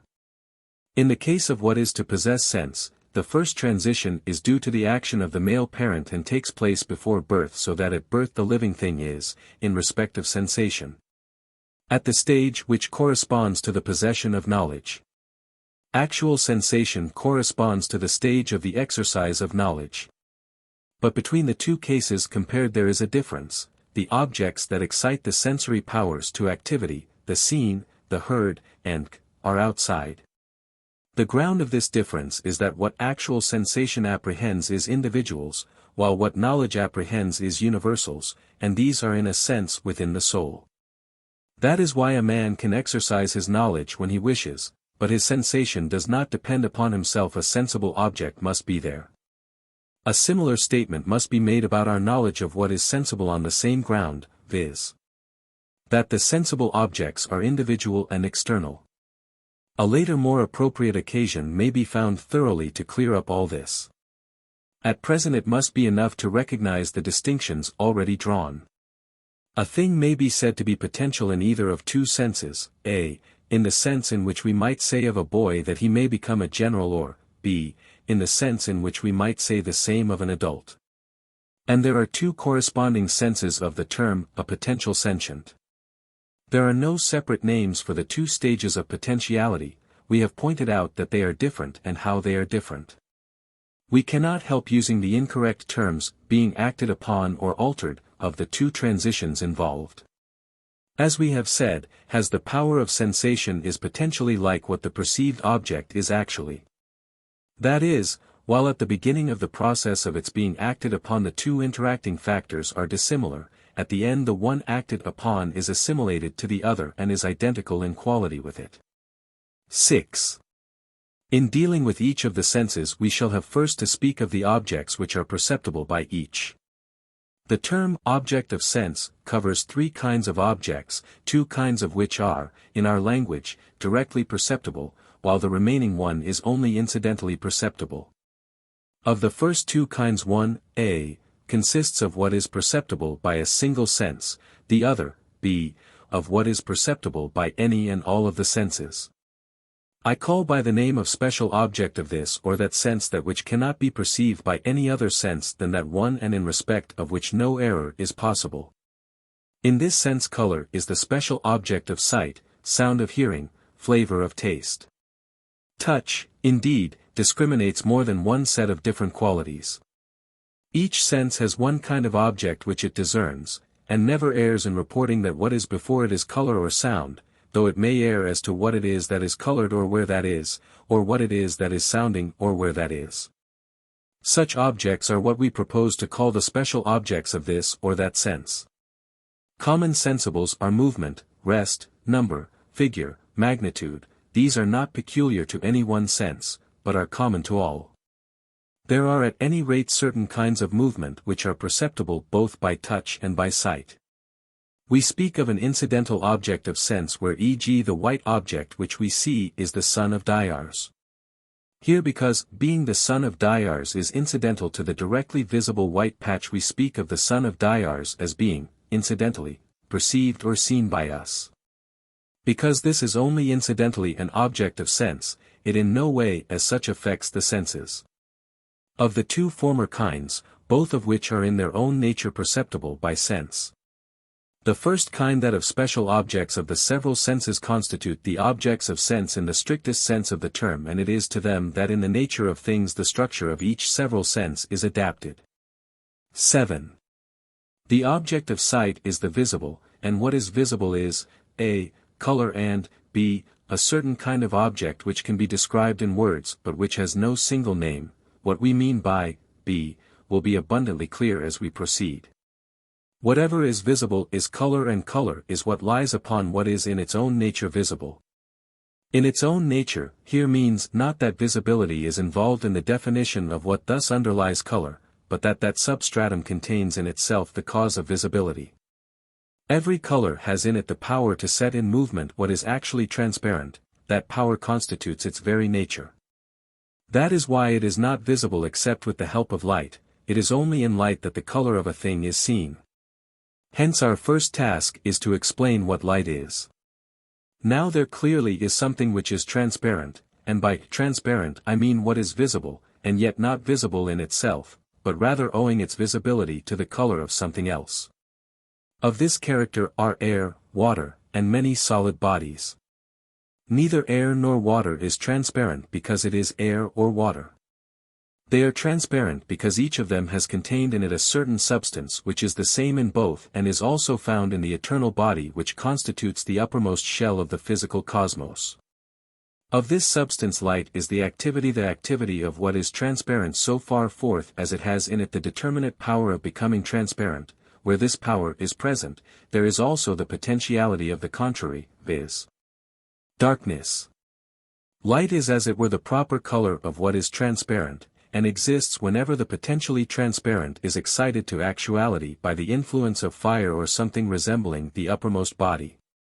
For fire too contains something which is one and the same with the substance in question. We have now explained what the transparent is and what light is. Light is neither fire nor any kind whatsoever of body nor an efflux from any kind of body. If it were, it would again itself be a kind of body. It is the presence of fire or something resembling fire in what is transparent. It is certainly not a body, for two bodies cannot be present in the same place. The opposite of light is darkness. Darkness is the absence from what is transparent of the corresponding positive state above characterized. Clearly therefore, light is just the presence of that. Empedocles, and with him all others who used the same forms of expression, was wrong in speaking of light as traveling or being at a given moment between the earth and its envelope, its movement being unobservable by us. That view is contrary both to the clear evidence of argument and to the observed facts. If the distance traversed were short, the movement might have been unobservable, but where the distance is from extreme east to extreme west, the draft upon our powers of belief is too great. What is capable of taking on color is what in itself is colorless, as what can take on sound is what is soundless. What is colorless includes, a. what is transparent and, b. what is invisible or scarcely visible, i.e. what is dark. The latter, b. is the same as what is transparent, when it is potentially, not of course when it is actually transparent. It is the same substance which is now darkness, now light. Not everything that is visible depends upon light for its visibility. This is only true of the proper color of things. Some objects of sight which in light are invisible, in darkness stimulate the sense. That is, things that appear fiery or shining. This class of objects has no simple common name, but instances of it are fungi, flesh, heads, scales, and eyes of fish. In none of these is what is seen their own proper color. Why we see these at all is another question. At present what is obvious is that what is seen in light is always color. That is why without the help of light color remains invisible. Its being color at all means precisely its having in it the power to set in movement what is already actually transparent, and, as we have seen, the actuality of what is transparent is just light. The following experiment makes the necessity of a medium clear. If what has color is placed in immediate contact with the eye, it cannot be seen. Color sets in movement not the sense organ but what is transparent, e.g. the air, and that, extending continuously from the object to the organ, sets the latter in movement. Democritus misrepresents the facts when he expresses the opinion that if the interspace were empty one could distinctly see an ant on the vault of the sky. That is an impossibility. Seeing is due to an affection or change of what has the perceptive faculty, and it cannot be affected by the seen color itself, it remains that it must be affected by what comes between. Hence it is indispensable that there be something in between. If there were nothing, so far from seeing with greater distinctness, we should see nothing at all. We have now explained the cause why color cannot be seen otherwise than in light. Fire on the other hand is seen both in darkness and in light. This double possibility follows necessarily from our theory, for it is just fire that makes what is potentially transparent actually transparent. The same account holds also of sound and smell. If the object of either of these senses is in immediate contact with the organ, no sensation is produced. In both cases the object sets in movement only what lies between, and this in turn sets the organ in movement. If what sounds or smells is brought into immediate contact with the organ, no sensation will be produced. The same, in spite of all appearances, applies also to touch and taste. Why there is this apparent difference will be clear later. What comes between in the case of sounds is air, the corresponding medium in the case of smell has no name. But, corresponding to what is transparent in the case of color, there is a quality found both in air and water, which serves as a medium for what has smell. I say, in water, because animals that live in water as well as those that live on land seem to possess the sense of smell, and, in air, because man and all other land animals that breathe perceive smells only when they breathe air in. The explanation of this too will be given later. 8. Now let us, to begin with, make certain distinctions about sound and hearing. Sound may mean either of two things, a. actual, and b. potential, sound. There are certain things which, as we say, have no sound, e.g. sponges or wool, others which have, e.g. bronze, and in general all things which are smooth and solid. The latter are said to have a sound because they can make a sound, i.e. can generate actual sound between themselves and the organ of hearing. Actual sound requires for its occurrence, 2 such bodies and, 3, a space between them, for it is generated by an impact. Hence it is impossible for one body only to generate a sound. There must be a body impinging and a body impinged upon. What sounds does so by striking against something else, and this is impossible without a movement from place to place. As we have said, not all bodies can by impact on one another produce sound. Impact on wool makes no sound, while the impact on bronze or any body which is smooth and hollow does. Bronze gives out a sound when struck because it is smooth. Bodies which are hollow owing to reflection repeat the original impact over and over again, the body originally set in movement being unable to escape from the concavity. Further, we must remark that sound is heard both in air and in water, though less distinctly in the latter. Yet neither air nor water is the principal cause of sound. What is required for the production of sound is an impact of two solids against one another and against the air. The latter condition is satisfied when the air impinged upon does not retreat before the blow, i.e. is not dissipated by it. That is why it must be struck with a sudden sharp blow. If it is to sound, the movement of the whip must outrun the dispersion of the air, just as one might get in a stroke at a heap or whirl of sand as it was traveling rapidly past. An echo occurs, when, a mass of air having been unified, bounded, and prevented from dissipation by the containing walls of a vessel, the air originally struck by the impinging body and set in movement by it rebounds from this mass of air like a ball from a wall. It is probable that in all generation of sound echo takes place, though it is frequently only indistinctly heard. What happens here must be analogous to what happens in the case of light. Light is always reflected, otherwise it would not be diffused, and outside what was directly illuminated by the sun there would be blank darkness. But this reflected light is not always strong enough, as it is when it is reflected from water, bronze, and other smooth bodies, to cast a shadow, which is the distinguishing mark by which we recognize light. It is rightly said that an empty space plays the chief part in the production of hearing, for what people mean by the vacuum is the air, which is what causes hearing, when that air is set in movement as one continuous mass. But owing to its friability it emits no sound, being dissipated by impinging upon any surface which is not smooth. When the surface on which it impinges is quite smooth, what is produced by the original impact is a united mass, a result due to the smoothness of the surface with which the air is in contact at the other end. What has the power of producing sound is what has the power of setting in movement a single mass of air which is continuous from the impinging body up to the organ of hearing. The organ of hearing is physically united with air, and because it is in air, the air inside is moved concurrently with the air outside. Hence animals do not hear with all parts of their bodies, nor do all parts admit of the entrance of air. For even the part which can be moved and can sound has not air everywhere in it. Air in itself is, owing to its friability, quite soundless, only when its dissipation is prevented is its movement sound. The air in the ear is built into a chamber just to prevent this dissipating movement, in order that the animal may accurately apprehend all varieties of the movements of the air outside. That is why we hear also in water, viz. Because the water cannot get into the air chamber, or even, owing to the spirals, into the outer ear.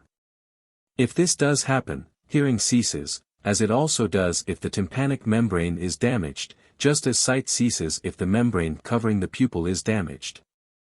It is also a test of deafness whether the ear does or does not reverberate like a horn. The air inside the ear has always a movement of its own, but the sound we hear is always the sounding of something else, not of the organ itself. That is why we say that we hear with what is empty in echoes, viz. Because what we hear with is a chamber which contains a bounded mass of air. Which is it that sounds, the striking body or the struck? Is not the answer it is both, but each in a different way? Sound is a movement of what can rebound from a smooth surface when struck against it. As we have explained, not everything sounds when it strikes or is struck, e.g. if one needle is struck against another, neither emits any sound. In order, therefore, that sound may be generated, what is struck must be smooth, to enable the air to rebound and be shaken off from it in one piece. The distinctions between different sounding bodies show themselves only in actual sound. As without the help of light colors remain invisible, so without the help of actual sound the distinctions between acute and grave sounds remain inaudible. Acute and grave are here metaphors, transferred from their proper sphere, viz. That of touch, where they mean respectively, a. what moves the sense much in a short time, b. what moves the sense little in a long time. Not that what is sharp really moves fast, and what is grave, slowly, but that the difference in the qualities of the one and the other movement is due to their respective speeds. There seems to be a sort of parallelism between what is acute or grave to hearing and what is sharp or blunt to touch. What is sharp as it were stabs, while what is blunt pushes, the one producing its effect in a short, the other in a long time, so that the one is quick, the other slow. Let the foregoing suffice as an analysis of sound. Voice is a kind of sound characteristic of what has soul in it. Nothing that is without soul utters voice. It being only by a metaphor that we speak of the voice of the flute or the lyre, or generally of what, being without soul, possesses the power of producing a succession of notes which differ in length and pitch and timbre. The metaphor is based on the fact that all these differences are found also in voice. Many animals are voiceless, e.g. all non-sanguineous animals, and among sanguineous animals fish. This is just what we should expect, since voice is a certain movement of air. The fish, like those in the Achilles, which are said to have voice, really make the sounds with their gills or some similar organ. Voice is the sound made by an animal, and that with a special organ. As we saw, everything that makes a sound does so by the impact of something, a. against something else, b. across a space, c. filled with air. Hence it is only to be expected that no animals utter voice except those which take in air. Once air is breathed, nature uses it for two different purposes, as the tongue is used both for tasting and for articulating. In that case of the two functions, tasting is necessary for the animal's existence, hence it is found more widely distributed, while articulate speech is a luxury subserving its possessor's well-being. Similarly, in the former case, nature employs the breath both as an indispensable means to the regulation of the inner temperature of the living body and also as the matter of articulate voice, in the interests of its possessor's well-being. Why its former use is indispensable must be discussed elsewhere. The organ of respiration is the windpipe, and the organ to which this is related as means to end is the lungs. The latter is the part of the body by which the temperature of land animals is raised above that of all others. But what primarily requires the air drawn in by respiration is not only this but the region surrounding the heart. That is why when animals breathe the air must penetrate inwards. Voice then is the impact of the inbreathed air against the windpipe, and the agent that produces the impact is the soul resident in these parts of the body. Not every sound, as we said, made by an animal is voice. Even with the tongue we may merely make a sound which is not voice, or without the tongue as in coughing. What produces the impact must have soul in it and must be accompanied by an act of imagination, for voice is a sound with a meaning, and is not merely the result of any impact of the breath as in coughing. In voice the breath in the windpipe is used as an instrument to knock with against the walls of the windpipe. This is confirmed by our inability to speak when we are breathing either out or in. We can only do so by holding our breath. We make the movements with the breath so checked. It is clear also why fish are voiceless, they have no windpipe. And they have no windpipe because they do not breathe or take in air. Why they do not is a question belonging to another inquiry. 9. Smell and its object are much less easy to determine than what we have hitherto discussed. The distinguishing characteristic of the object of smell is less obvious than those of sound or color. The ground of this is that our power of smell is less discriminating and in general inferior to that of many species of animals. Men have a poor sense of smell, and our apprehension of its proper objects is inseparably bound up with and so confused by pleasure and pain, which shows that in us the organ is inaccurate. It is probable that there is a parallel failure in the perception of color by animals that have hard eyes. Probably they discriminate differences of color only by the presence or absence of what excites fear. And that it is thus that human beings distinguish smells. It seems that there is an analogy between smell and taste, and that the species of tastes run parallel to those of smells, the only difference being that our sense of taste is more discriminating than our sense of smell. Because the former is a modification of touch, which reaches in man the maximum of discriminative accuracy. While in respect of all the other senses we fall below many species of animals, in respect of touch we far excel all other species in exactness of discrimination. That is why man is the most intelligent of all animals. This is confirmed by the fact that it is to differences in the organ of touch and to nothing else that the differences between man and man in respect of natural endowment are due. Men whose flesh is hard are ill-endowed by nature, men whose flesh is soft, well-endowed. As flavors may be divided into A. Sweet, B. Bitter, so with smells. In some things the flavor and the smell have the same quality, i.e., both are sweet or both bitter, in others they diverge. Similarly a smell, like a flavor, may be pungent, astringent, acid, or succulent. But, as we said, because smells are much less easy to discriminate than flavors, the names of these varieties are applied to smells only metaphorically. For example, sweet is extended from the taste to the smell of saffron or honey, pungent to that of thyme, and so on. In the same sense in which hearing has for its object both the audible and the inaudible, sight both the visible and the invisible, smell has for its object both the odorous and the inodorous. Inodorous may be either, A. what has no smell at all, or, B. what has a small or feeble smell. The same ambiguity lurks in the word tasteless. Smelling, like the operation of the senses previously examined, takes place through a medium, i.e., Through air or water I add water, because water animals too, both sanguineous and non-sanguineous, seem to smell just as much as land animals. At any rate some of them make directly for their food from a distance if it has any scent. That is why the following facts constitute a problem for us. All animals smell in the same way, but man smells only when he inhales. If he exhales or holds his breath, he ceases to smell, no difference being made whether the odorous object is distant or near, or even placed inside the nose and actually on the wall of the nostril. It is a disability common to all the senses not to perceive what is in immediate contact with the organ of sense, but our failure to apprehend what is odorous without the help of inhalation is peculiar. The fact is obvious on making the experiment. Now since bloodless animals do not breathe, they must, it might be argued, have some novel sense not reckoned among the usual five. Our reply must be that this is impossible, since it is scent that is perceived. A sense that apprehends what is odorous and what has a good or bad odor cannot be anything but smell. Further, they are observed to be deleteriously affected by the same strong odors as man is, e.g. bitumen, sulfur, and the like. These animals must be able to smell without being able to breathe. The probable explanation is that in man the organ of smell has a certain superiority over that in all other animals, just as his eyes have over those of hard-eyed animals.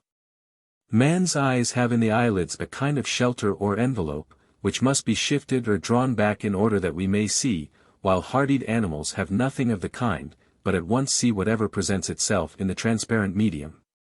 Similarly in certain species of animals the organ of smell is like the eye of hard-eyed animals, uncurtained, while in others which take in air it probably has a curtain over it, which is drawn back in inhalation, owing to the dilating of the veins or pores.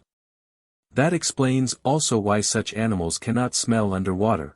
To smell they must first inhale, and that they cannot do under water. Smells come from what is dry as flavors from what is moist. Consequently the organ of smell is potentially dry.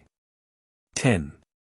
What can be tasted is always something that can be touched, and just for that reason it cannot be perceived through an interposed foreign body, for touch means the absence of any intervening body. Further, the flavored and tasteable body is suspended in a liquid matter, and this is tangible. Hence, if we lived in water, we should perceive a sweet object introduced into the water, but the water would not be the medium through which we perceived. Our perception would be due to the solution of the sweet substance in what we imbibed, just as if it were mixed with some drink. There is no parallel here to the perception of color, which is due neither to any blending of anything with anything, nor to any efflux of anything from anything. In the case of taste, there is nothing corresponding to the medium in the case of the senses previously discussed, but as the object of sight is color, so the object of taste is flavor. But nothing excites a perception of flavor without the help of liquid. What acts upon the sense of taste must be either actually or potentially liquid like what is saline. It must be both, a, itself easily dissolved, and, b, capable of dissolving along with itself the tongue. Taste apprehends both, a, what has taste and, b, what has no taste, if we mean by, b, what has only a slight or feeble flavor or what tends to destroy the sense of taste. In this it is exactly parallel to sight, which apprehends both what is visible and what is invisible, for darkness is invisible and yet is discriminated by sight. So is, in a different way, what is over brilliant, and to hearing, which apprehends both sound and silence, of which the one is audible and the other inaudible, and also over loud sound. This corresponds in the case of hearing to over bright light in the case of sight. As a faint sound is inaudible, so in a sense is a loud or violent sound. The word invisible and similar privative terms cover not only, a, what is simply without some power, but also, b, what is adapted by nature to have it but has not it or has it only in a very low degree. As when we say that a species of swallow is footless, or that a variety of fruit is stoneless. So too taste has as its object both what can be tasted and the tasteless, the latter in the sense of what has little flavor or a bad flavor or one destructive of taste. The difference between what is tasteless and what is not seems to rest ultimately on that between what is drinkable and what is undrinkable both are tasteable, but the latter is bad and tends to destroy taste. while the former is the normal stimulus of taste. What is drinkable is the common object of both touch and taste. Since what can be tasted is liquid, the organ for its perception cannot be either, a. actually liquid or, b. incapable of becoming liquid. Tasting means a being affected by what can be tasted as such, hence the organ of taste must be liquefied, and so to start with must be non-liquid but capable of liquefaction without loss of its distinctive nature. This is confirmed by the fact that the tongue cannot taste either when it is too dry or when it is too moist. In the latter case what occurs is due to a contact with the pre-existent moisture in the tongue itself, when after a foretaste of some strong flavor we try to taste another flavor. It is in this way that sick persons find everything they taste bitter, viz. because, when they taste, their tongues are overflowing with bitter moisture. The species of flavor are, as in the case of color, a. simple, i.e. the two contraries, the sweet and the bitter, b. secondary, viz. I. on the side of the sweet, the succulent, 2. on the side of the bitter, the saline, 3. between these come the pungent, the harsh, the astringent, and the acid. These pretty well exhaust the varieties of flavor. It follows that what has the power of tasting is what is potentially of that kind, and that what is tasteable is what has the power of making it actually what it itself already is. 11. Whatever can be said of what is tangible, can be said of touch, and vice versa. If touch is not a single sense but a group of senses, there must be several kinds of what is tangible. It is a problem whether touch is a single sense or a group of senses. It is also a problem, what is the organ of touch, is it or is it not the flesh, including what in certain animals is homologous with flesh. On the second view, flesh is the medium of touch, the real organ being situated farther inward. The problem arises because the field of each sense is according to the accepted view determined as the range between a single pair of contraries, white and black for sight, acute and grave for hearing, bitter and sweet for taste. But in the field of what is tangible we find several such pairs, hot-cold, dry-moist, hard-soft, and This problem finds a partial solution, when it is recalled that in the case of the other senses more than one pair of contraries are to be met with, e.g. in sound not only acute and grave but loud and soft, smooth and rough, and There are similar contrasts in the field of color. Nevertheless we are unable clearly to detect in the case of touch what the single subject is which underlies the contrasted qualities and corresponds to sound in the case of hearing. To the question whether the organ of touch lies inward or not, i.e. whether we need look any farther than the flesh, no indication in favor of the second answer can be drawn from the fact that if the object comes into contact with the flesh it is at once perceived. For even under present conditions if the experiment is made of making a web and stretching it tight over the flesh, as soon as this web is touched the sensation is reported in the same manner as before. Yet it is clear that the or is gone is not in this membrane. If the membrane could be grown on to the flesh, the report would travel still quicker. The flesh plays in touch very much the same part as would be played in the other senses by an air envelope growing round our body. Had we such an envelope attached to us we should have supposed that it was by a single organ that we perceived sounds, colors, and smells, and we should have taken sight, hearing, and smell to be a single sense. But as it is, because that through which the different movements are transmitted is not naturally attached to our bodies, the difference of the various sense organs is too plain to miss. But in the case of touch the obscurity remains. There must be such a naturally attached medium as flesh, for no living body could be constructed of air or water, it must be something solid. Consequently it must be composed of earth along with these, which is just what flesh and its analogue in animals which have no true flesh tend to be. Hence of necessity the medium through which are transmitted the manifoldly contrasted tactual qualities must be a body naturally attached to the organism. That they are manifold is clear when we consider touching with the tongue. We apprehend at the tongue all tangible qualities as well as flavor. Suppose all the rest of our flesh was, like the tongue, sensitive to flavor, we should have identified the sense of taste and the sense of touch. What saves us from this identification is the fact that touch and taste are not always found together in the same part of the body. The following problem might be raised. Let us assume that every body has depth, i.e., has 3 dimensions, and that if 2 bodies have a third body between them they cannot be in contact with one another.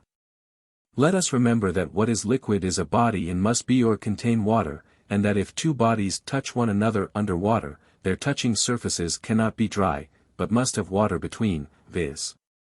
the water which wets their bounding surfaces. From all this it follows that in water 2 bodies cannot be in contact with one another. The same holds of 2 bodies in air, air being to bodies in air precisely what water is to bodies in water, but the facts are not so evident to our observation, because we live in air. Just as animals that live in water would not notice that the things which touch one another in water have wet surfaces. The problem, then, is, does the perception of all objects of sense take place in the same way, or does it not, e.g. taste and touch requiring contact, as they are commonly thought to do, while all other senses perceive over a distance? The distinction is unsound. We perceive what is hard or soft, as well as the objects of hearing, sight, and smell, through a medium, only that the latter are perceived over a greater distance than the former. That is why the facts escape our notice. For we do perceive everything through a medium, but in these cases the fact escapes us. Yet, to repeat what we said before, if the medium for touch were a membrane separating us from the object without our observing its existence, we should be relatively to it in the same condition as we are now to air or water in which we are immersed. In their case we fancy we can touch objects, nothing coming in between us and them. But there remains this difference between what can be touched and what can be seen or can sound. In the latter 2 cases we perceive because the medium produces a certain effect upon us, whereas in the perception of objects of touch we are affected not by but along with the medium. It is as if a man were struck through his shield, where the shock is not first given to the shield and passed on to the man, but the concussion of both is simultaneous. In general, flesh and the tongue are related to the real organs of touch and taste, as air and water are to those of sight, hearing, and smell. Hence in neither the one case nor the other can there be any perception of an object if it is placed immediately upon the organ, e.g. if a white object is placed on the surface of the eye. This again shows that what has the power of perceiving the tangible is seated inside. Only so would there be a complete analogy with all the other senses. In their case if you place the object on the organ it is not perceived, here if you place it on the flesh it is perceived, therefore flesh is not the organ but the medium of touch. What can be touched are distinctive qualities of body as body. By such differences I mean those which characterize the elements, viz., hot cold, dry moist, of which we have spoken earlier in our treatise on the elements. The organ for the perception of these is that of touch, that part of the body in which primarily the sense of touch resides. This is that part which is potentially such as its object is actually, for all sense perception is a process of being so affected. So that that which makes something such as it itself actually is makes the other such because the other is already potentially such. That is why when an object of touch is equally hot and cold or hard and soft we cannot perceive. What we perceive must have a degree of the sensible quality lying beyond the neutral point. This implies that the sense itself is a mean between any 2 opposite qualities which determine the field of that sense. It is to this that it owes its power of discerning the objects in that field. What is, in the middle, is fitted to discern, relatively to either extreme it can put itself in the place of the other. As what is to perceive both white and black must, to begin with, be actually neither but potentially either, and so with all the other sense organs, so the organ of touch must be neither hot nor cold. Further, as in a sense sight had for its object both what was visible and what was invisible, and there was a parallel truth about all the other senses discussed, so touch has for its object both what is tangible and what is intangible. Hereby, intangible is meant, a, what like air possesses some quality of tangible things in a very slight degree, and, b, what possesses it in an excessive degree, as destructive things do. We have now given an outline account of each of the several senses. 12. The following results applying to any and every sense may now be formulated. A. By a sense is meant what has the power of receiving into itself the sensible forms of things without the matter. This must be conceived of as taking place in the way in which a piece of wax takes on the impress of a signet ring without the iron or gold. We say that what produces the impression is a signet of bronze or gold, but its particular metallic constitution makes no difference. In a similar way the sense is affected by what is colored or flavored or sounding. But it is indifferent what in each case the substance is. What alone matters is what quality it has, i.e. in what ratio its constituents are combined. By an organ of sense is meant that in which ultimately such a power is seated. The sense and its organ are the same in fact, but their essence is not the same. What perceives is, of course, a spatial magnitude, but we must not admit that either the having the power to perceive or the sense itself is a magnitude.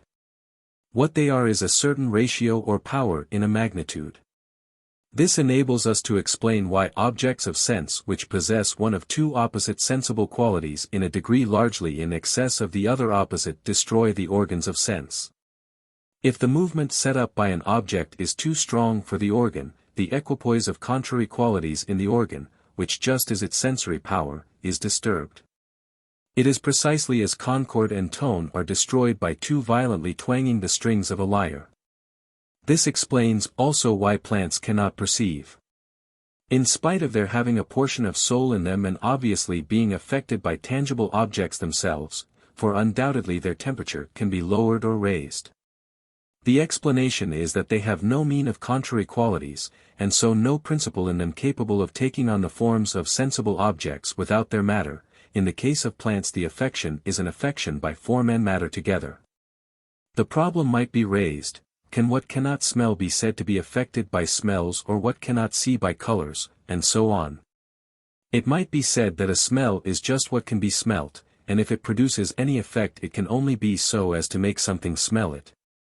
And it might be argued that what cannot smell cannot be affected by smells and further that what can smell can be affected by it only in so far as it has in it the power to smell, similarly with the proper objects of all the other senses. Indeed that this is so is made quite evident as follows. Light or darkness, sounds and smells leave bodies quite unaffected. What does affect bodies is not these but the bodies which are their vehicles, e.g. What splits the trunk of a tree is not the sound of the thunder but the air which accompanies thunder. Yes, but, it may be objected, bodies are affected by what is tangible and by flavors. If not, by what are things that are without soul affected, i.e. altered in quality? Must we not, then, admit that the objects of the other senses also may affect them? Is not the true account this, that all bodies are capable of being affected by smells and sounds, but that some on being acted upon, having no boundaries of their own, disintegrate, as in the instance of air, which does become odorous? Showing that some effect is produced on it by what is odorous. But smelling is more than such an affection by what is odorous. What more? Is not the answer that, while the air owing to the momentary duration of the action upon it of what is odorous does itself become perceptible to the sense of smell, smelling is an observing of the result produced. Book 3. 1.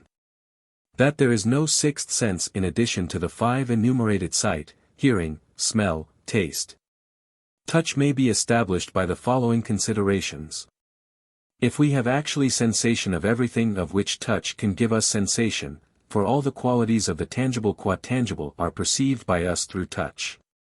And if absence of a sense necessarily involves absence of a sense organ.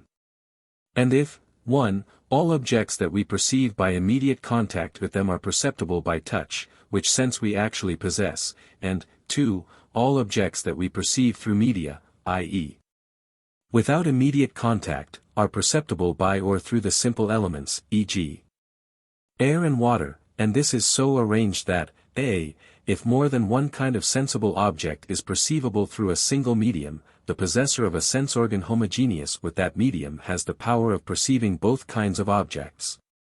For example, if the sense organ is made of air, and air is a medium both for sound and for color, and that, b. if more than one medium can transmit the same kind of sensible objects, as e.g. water as well as air can transmit color, both being transparent, then the possessor of either alone will be able to perceive the kind of objects transmissible through both. And if of the simple elements two only, air and water, go to form sense organs, for the pupil is made of water, the organ of hearing is made of air, and the organ of smell of one or other of these two. While fire is found either in none or in all, warmth being an essential condition of all sensibility, and earth either in none or, if anywhere, specially mingled with the components of the organ of touch. Wherefore it would remain that there can be no sense organ formed of anything except water and air, and if these sense organs are actually found in certain animals, then all the possible senses are possessed by those animals that are not imperfect or mutilated, for even the mole is observed to have eyes beneath its skin.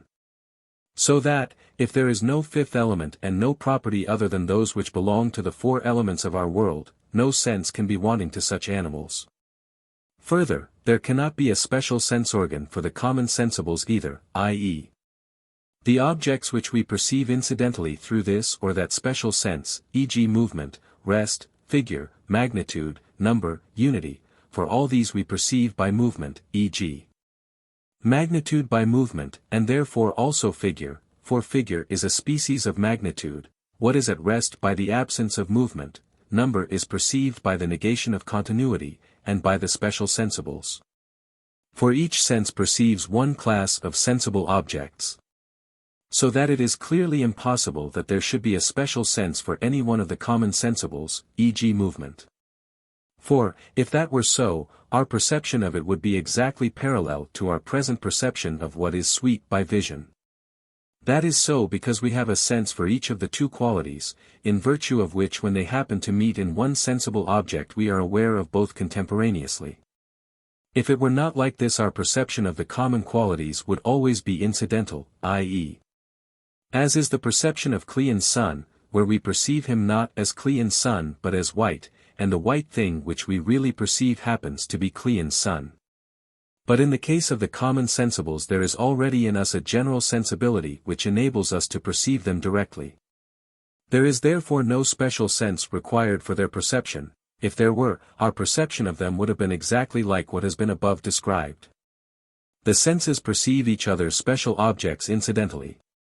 Not because the percipient sense is this or that special sense, but because all form a unity. This incidental perception takes place whenever sense is directed at one and the same moment to two disparate qualities in one and the same object, e.g.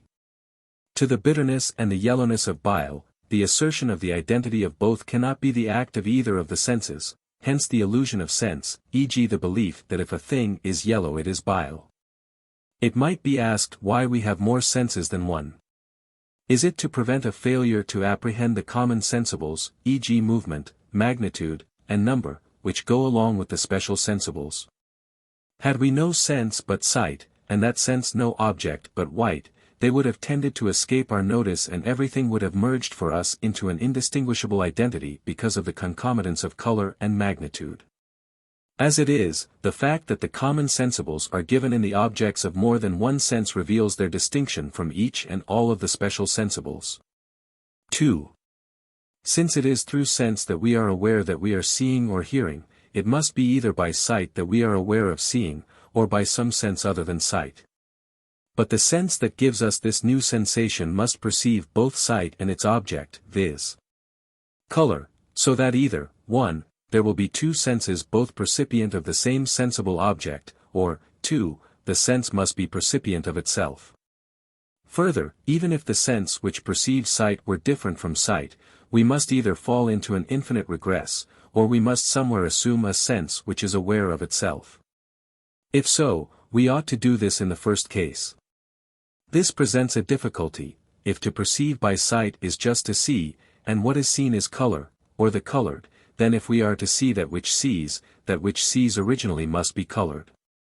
It is clear therefore that, to perceive by sight has more than one meaning, for even when we are not seeing, it is by sight that we discriminate darkness from light, though not in the same way as we distinguish one color from another. Further, in a sense even that which sees is colored, for in each case the sense organ is capable of receiving the sensible object without its matter. That is why even when the sensible objects are gone the sensings and imaginings continue to exist in the sense organs. The activity of the sensible object and that of the percipient sense is one and the same activity, and yet the distinction between their being remains. Take as illustration actual sound and actual hearing. A man may have hearing and yet not be hearing, and that which has a sound is not always sounding. But when that which can hear is actively hearing and which can sound is sounding, then the actual hearing and the actual sound are merged in one. These one might call respectively hearkening and sounding. If it is true that the movement, both the acting and the being acted upon, is to be found in that which is acted upon, both the sound and the hearing so far as it is actual must be found in that which has the faculty of hearing. For it is in the passive factor that the actuality of the active or motive factor is realized, that is why that which causes movement may be at rest. Now the actuality of that which can sound is just sound or sounding, and the actuality of that which can hear is hearing or hearkening. Sound and hearing are both ambiguous. The same account applies to the other senses and their objects. For as the acting and being acted upon is to be found in the passive, not in the active factor, so also the actuality of the sensible object and that of the sensitive subject are both realized in the latter. But while in some cases each aspect of the total actuality has a distinct name, e.g. sounding and hearkening, in some one or other is nameless, e.g. the actuality of sight is called seeing, but the actuality of color has no name, the actuality of the faculty of taste is called tasting, but the actuality of flavor has no name. Since the actualities of the sensible object and of the sensitive faculty are one actuality in spite of the difference between their modes of being, actual hearing and actual sounding appear and disappear from existence at one and the same moment. And so actual savor and actual tasting, and while as potentialities one of them may exist without the other. The earlier students of nature were mistaken in their view that without sight there was no white or black, without taste no savor. This statement of theirs is partly true, partly false. Sense and the sensible object are ambiguous terms, i.e. may denote either potentialities or actualities. The statement is true of the latter, false of the former. This ambiguity they wholly failed to notice. If voice always implies a concord, and if the voice and the hearing of it are in one sense one and the same, and if concord always implies a ratio, hearing as well as what is heard must be a ratio. That is why the excess of either the sharp or the flat destroys the hearing. So also in the case of savors excess destroys the sense of taste, and in the case of colors excessive brightness or darkness destroys the sight. And in the case of smell excess of strength whether in the direction of sweetness or bitterness is destructive. This shows that the sense is a ratio. That is also why the objects of sense are, 1. Pleasant when the sensible extremes such as acid or sweet or salt being pure and unmixed are brought into the proper ratio. Then they are pleasant, and in general what is blended is more pleasant than the sharp or the flat alone. Or, to touch, that which is capable of being either warmed or chilled, the sense and the ratio are identical, while, 2, in excess the sensible extremes are painful or destructive. Each sense then is relative to its particular group of sensible qualities, it is found in a sense organ as such and discriminates the differences which exist within that group, e.g. sight discriminates white and black, taste sweet and bitter, and so in all cases. Since we also discriminate white from sweet, and indeed each sensible quality from every other, with what do we perceive that they are different? It must be by sense. For what is before us is sensible objects. Hence it is also obvious that the flesh cannot be the ultimate sense organ. If it were, the discriminating power could not do its work without immediate contact with the object. Therefore, 1. Discrimination between white and sweet cannot be effected by two agencies which remain separate, both the qualities discriminated must be present to something that is one and single. On any other supposition even if I perceived sweet and you perceived white, the difference between them would be apparent. What says that two things are different must be one, for sweet is different from white. Therefore what asserts this difference must be self-identical, and as what asserts, so also what thinks or perceives. That it is not possible by means of two agencies which remain separate to discriminate two objects which are separate, is therefore obvious. And that, it is not possible to do this in separate movements of time may be seen, if we look at it as follows. For as what asserts the difference between the good and the bad is one and the same, so also the time at which it asserts the one to be different and the other to be different is not accidental to the assertion, as it is for instance when I now assert a difference but do not assert that there is now a difference. It asserts thus both now and that the objects are different now, the objects therefore must be present at one and the same moment. Both the discriminating power and the time of its exercise must be one and undivided.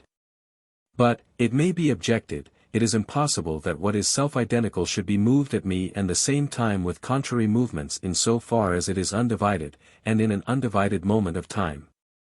For if what is sweet be the quality perceived, it moves the sense or thought in this determinate way, while what is bitter moves it in a contrary way, and what is white in a different way. Is it the case then that what discriminates, though both numerically one and indivisible, is at the same time divided in its being? In one sense, it is what is divided that perceives two separate objects at once, but in another sense it does so qua undivided, for it is divisible in its being but spatially and numerically undivided. Is not this impossible? For while it is true that what is self-identical and undivided may be both contraries at once potentially, it cannot be self-identical in its being, it must lose its unity by being put into activity.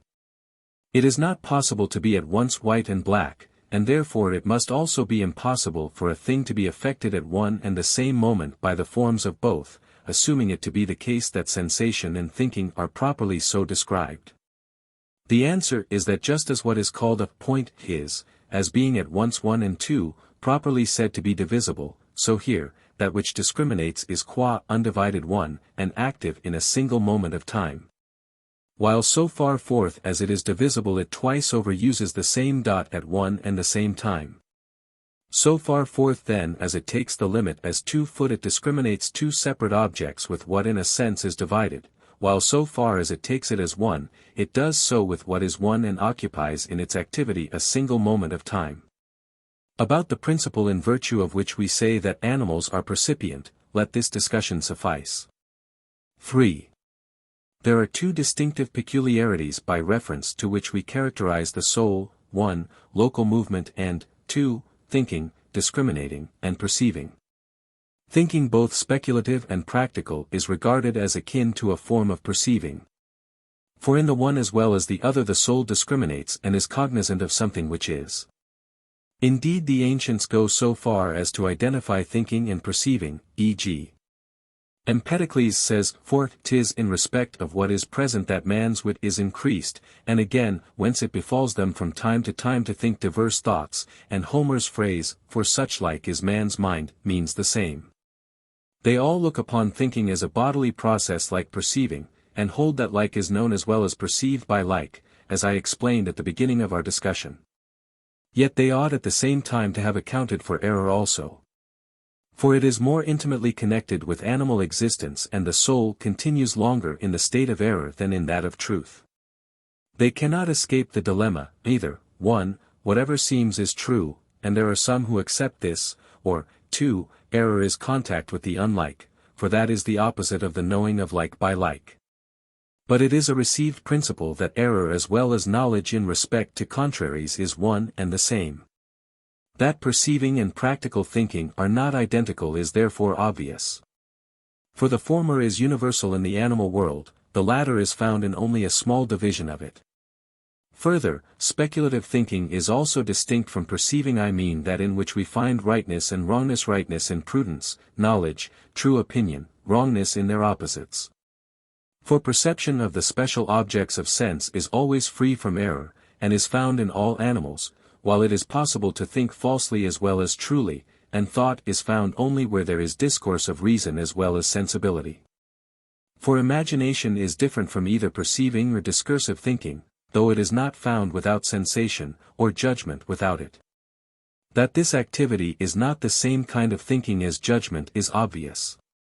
For imagining lies within our own power whenever we wish, e.g. we can call up a picture, as in the practice of mnemonics by the use of mental images, but in forming opinions we are not free, we cannot escape the alternative of falsehood or truth.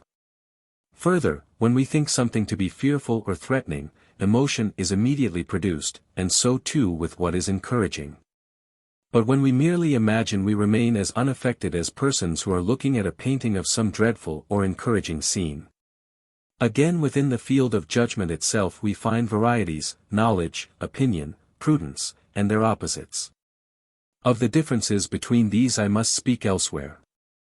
Thinking is different from perceiving and is held to be in part imagination, in part judgment. We must therefore first mark off the sphere of imagination and then speak of judgment.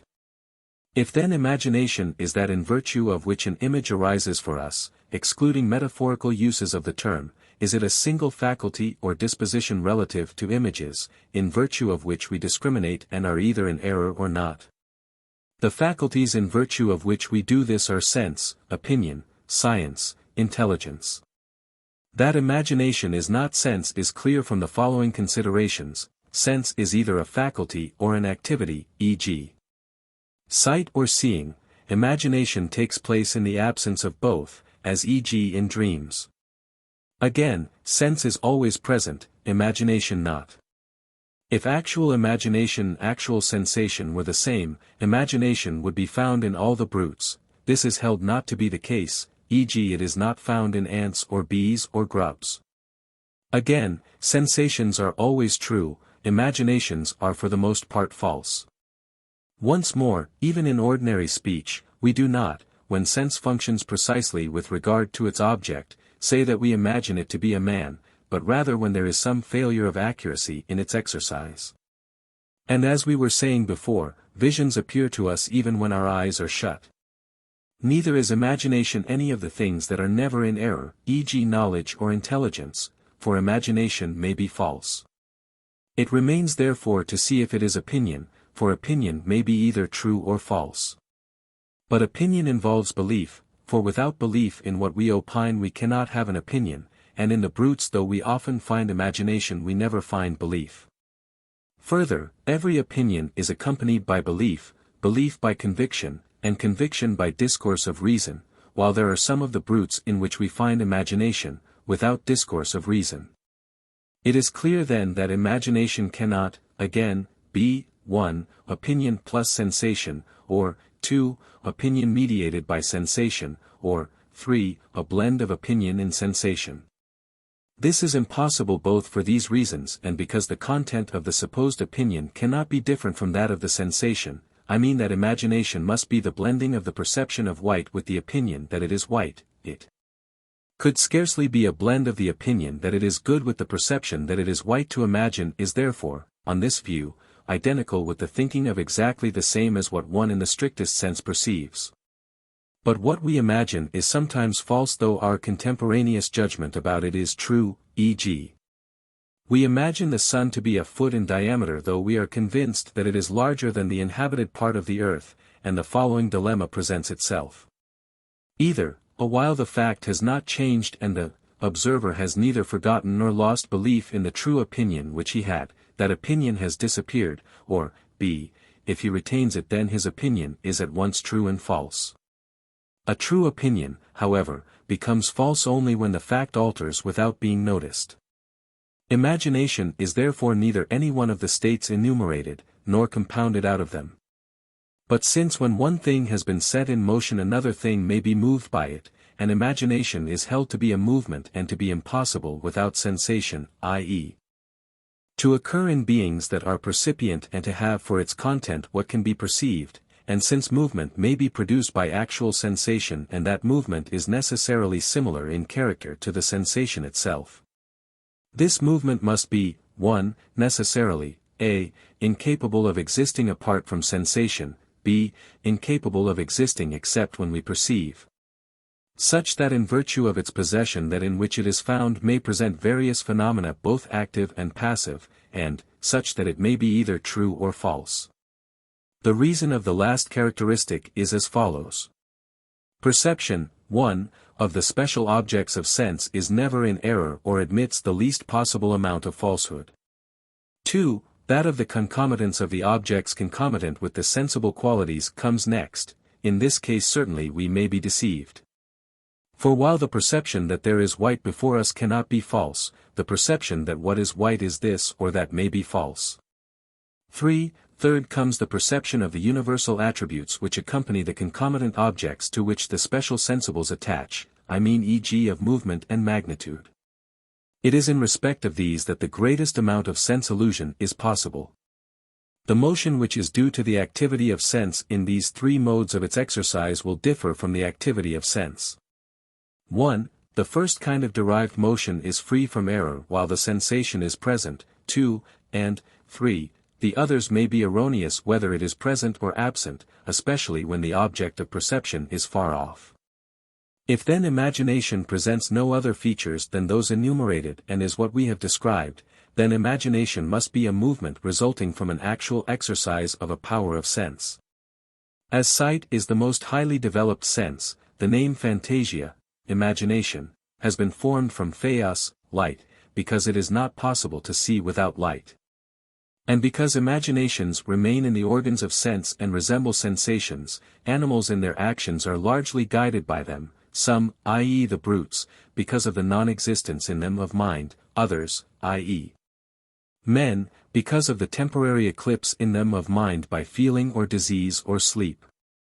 About imagination, what it is and why it exists, let so much suffice. 4. Turning now to the part of the soul with which the soul knows and thinks, whether this is separable from the others in definition only, or spatially as well, we have to inquire, 1. What differentiates this part? And, 2. How thinking can take place. If thinking is like perceiving, it must be either a process in which the soul is acted upon by what is capable of being thought, or a process different from but analogous to that. The thinking part of the soul must therefore be, while impassible, capable of receiving the form of an object, that is, must be potentially identical in character with its object without being the object. Mind must be related to what is thinkable, as sense is to what is sensible. Therefore, since everything is a possible object of thought, mind in order, as Anaxagoras says, to dominate, that is, to know, must be pure from all admixture.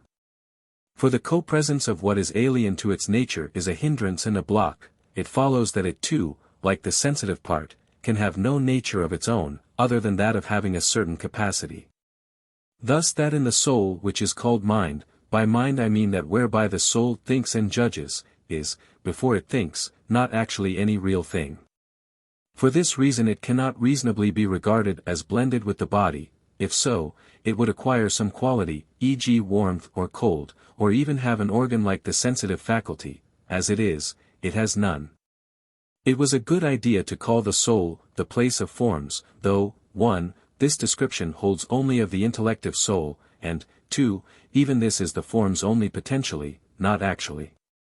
Observation of the sense organs and their employment reveals a distinction between the impassibility of the sensitive and that of the intellective faculty.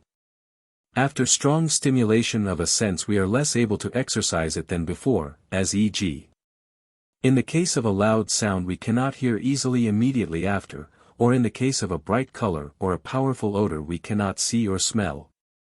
But in the case of mind thought about an object that is highly intelligible renders it more and not less able afterwards to think objects that are less intelligible. The reason is that while the faculty of sensation is dependent upon the body, mind is separable from it.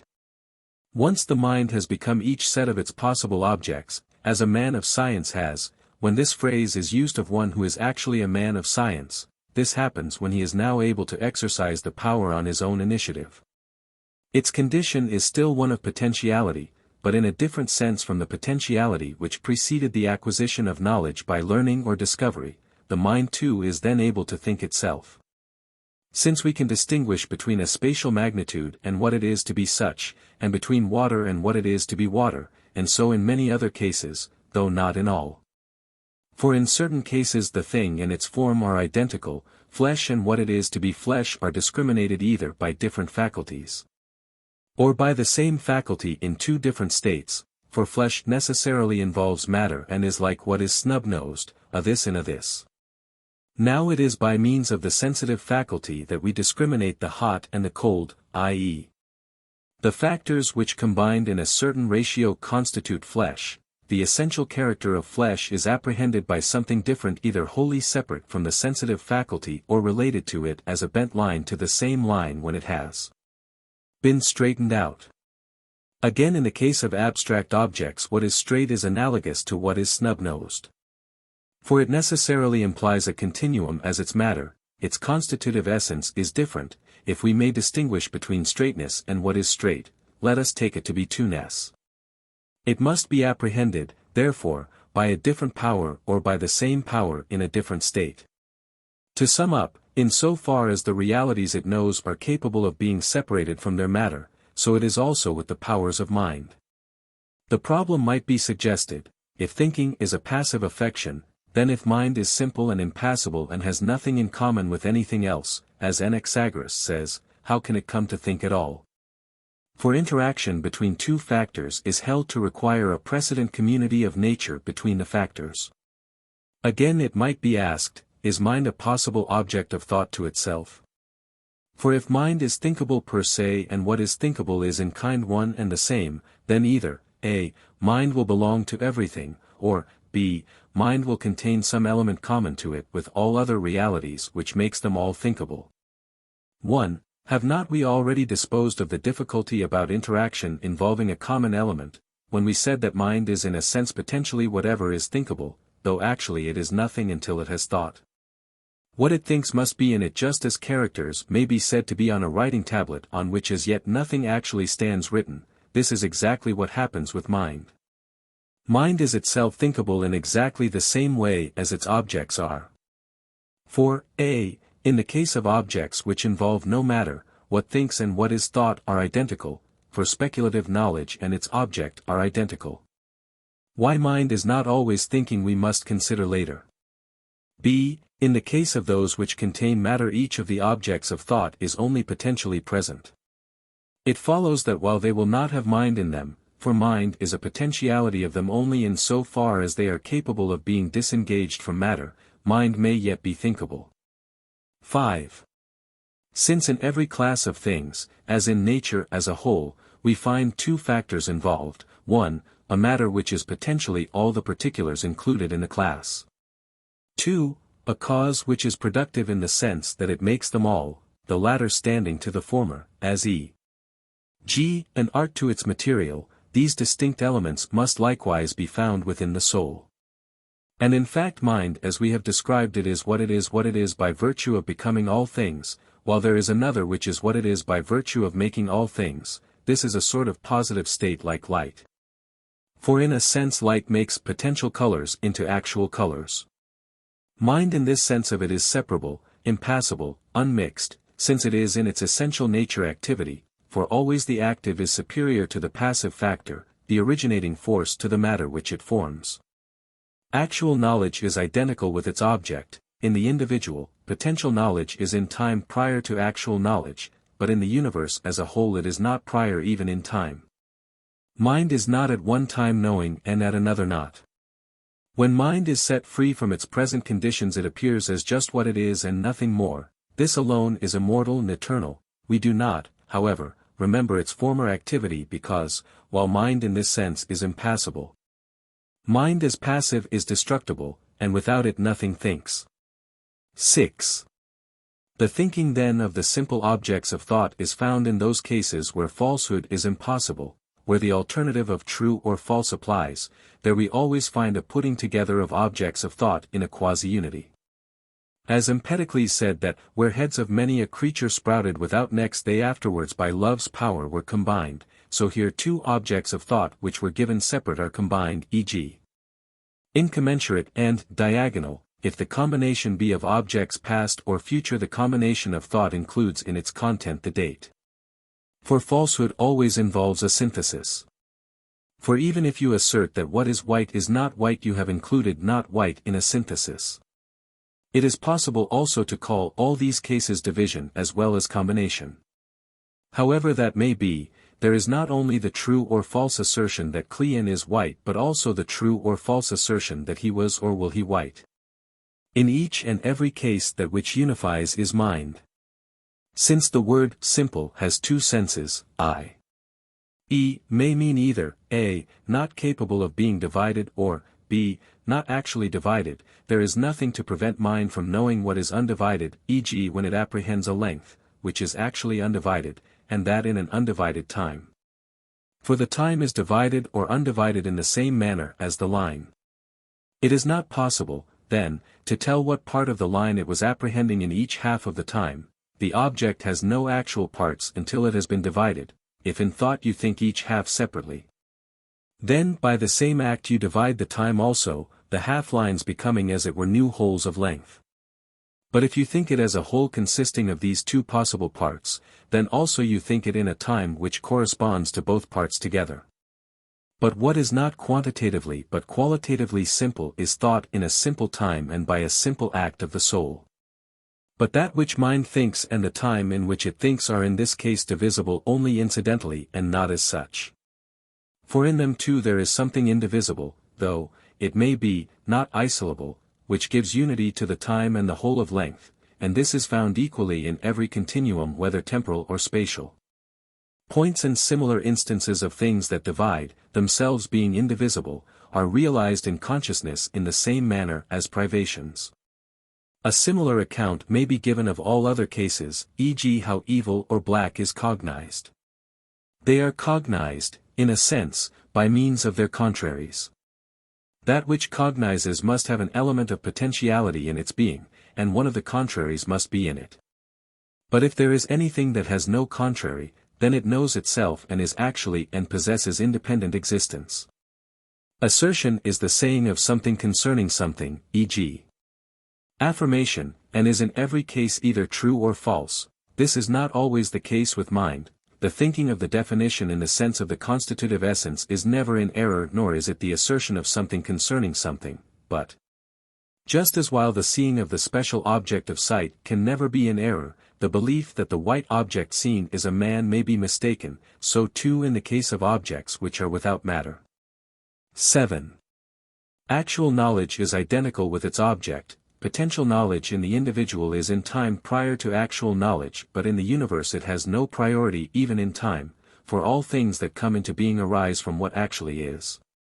In the case of sense, clearly the sensitive faculty already was potentially what the object makes it to be actually. The faculty is not affected or altered.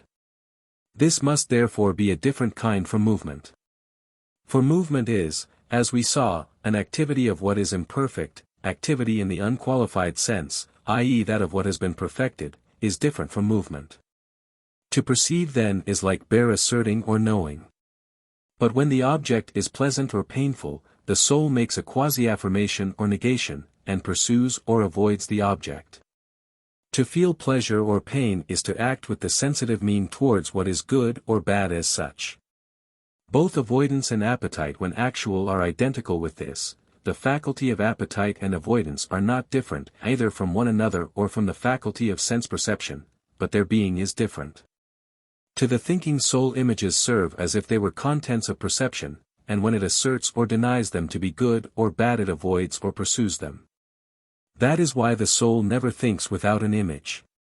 The process is like that in which the air modifies the pupil in this or that way and the pupil transmits the modification to some third thing, and similarly in hearing, while the ultimate point of arrival is one, a single mean. With different manners of being. With what part of itself the soul discriminates sweet from hot I have explained before and must now describe again as follows. That with which it does so is a sort of unity, but in the way just mentioned, i.e. as a connecting term. And the two faculties it connects, being one by analogy and numerically, are each to each as the qualities discerned are to one another. For what difference does it make whether we raise the problem of discrimination between disparates or between contraries, e.g., white and black? Let then C be to D as is to B, it follows alternando that C, A, D, B if then C and D belong to one subject. The case will be the same with them as with N B, and B form a single identity with different modes of being, so too will the former pair. The same reasoning holds if be sweet and be white. The faculty of thinking then thinks the forms in the images, and as in the former case what is to be pursued or avoided is marked out for it, so where there is no sensation and it is engaged upon the images it is moved to pursuit or avoidance. E.g., perceiving by sense that the beacon is fire, it recognizes in virtue of the general faculty of sense that it signifies an enemy, because it sees it moving. But sometimes by means of the images or thoughts which are within the soul, just as if it were seeing, it calculates and deliberates what is to come by reference to what is present. And when it makes a pronouncement, as in the case of sensation it pronounces the object to be pleasant or painful, in this case it avoids or pursues, and so generally in cases of action. That too which involves no action, i.e., that which is true or false, is in the same province with what is good or bad, yet they differ in this, that the one set imply and the other do not a reference to a particular person. The so-called abstract objects the mind thinks just as, if one had thought of the snub-nosed not as snub-nosed but as hollow. One would have thought of an actuality without the flesh in which it is embodied. It is thus that the mind when it is thinking the objects of mathematics thinks as separate elements which do not exist separate. In every case the mind which is actively thinking is the objects which it thinks. Whether it is possible for it while not existing separate from spatial conditions to think anything that is separate, or not, we must consider later. 8. Let us now summarize our results about soul, and repeat that the soul is in a way all existing things. For existing things are either sensible or thinkable, and knowledge is in a way what is knowable, and sensation is in a way what is sensible, in what way we must inquire. Knowledge and sensation are divided to correspond with the realities, potential knowledge and sensation answering to potentialities, actual knowledge and sensation to actualities. Within the soul the faculties of knowledge and sensation are potentially these objects, the one what is knowable, the other what is sensible. They must be either the things themselves or their forms. The former alternative is of course impossible, it is not the stone which is present in the soul but its form. It follows that the soul is analogous to the hand.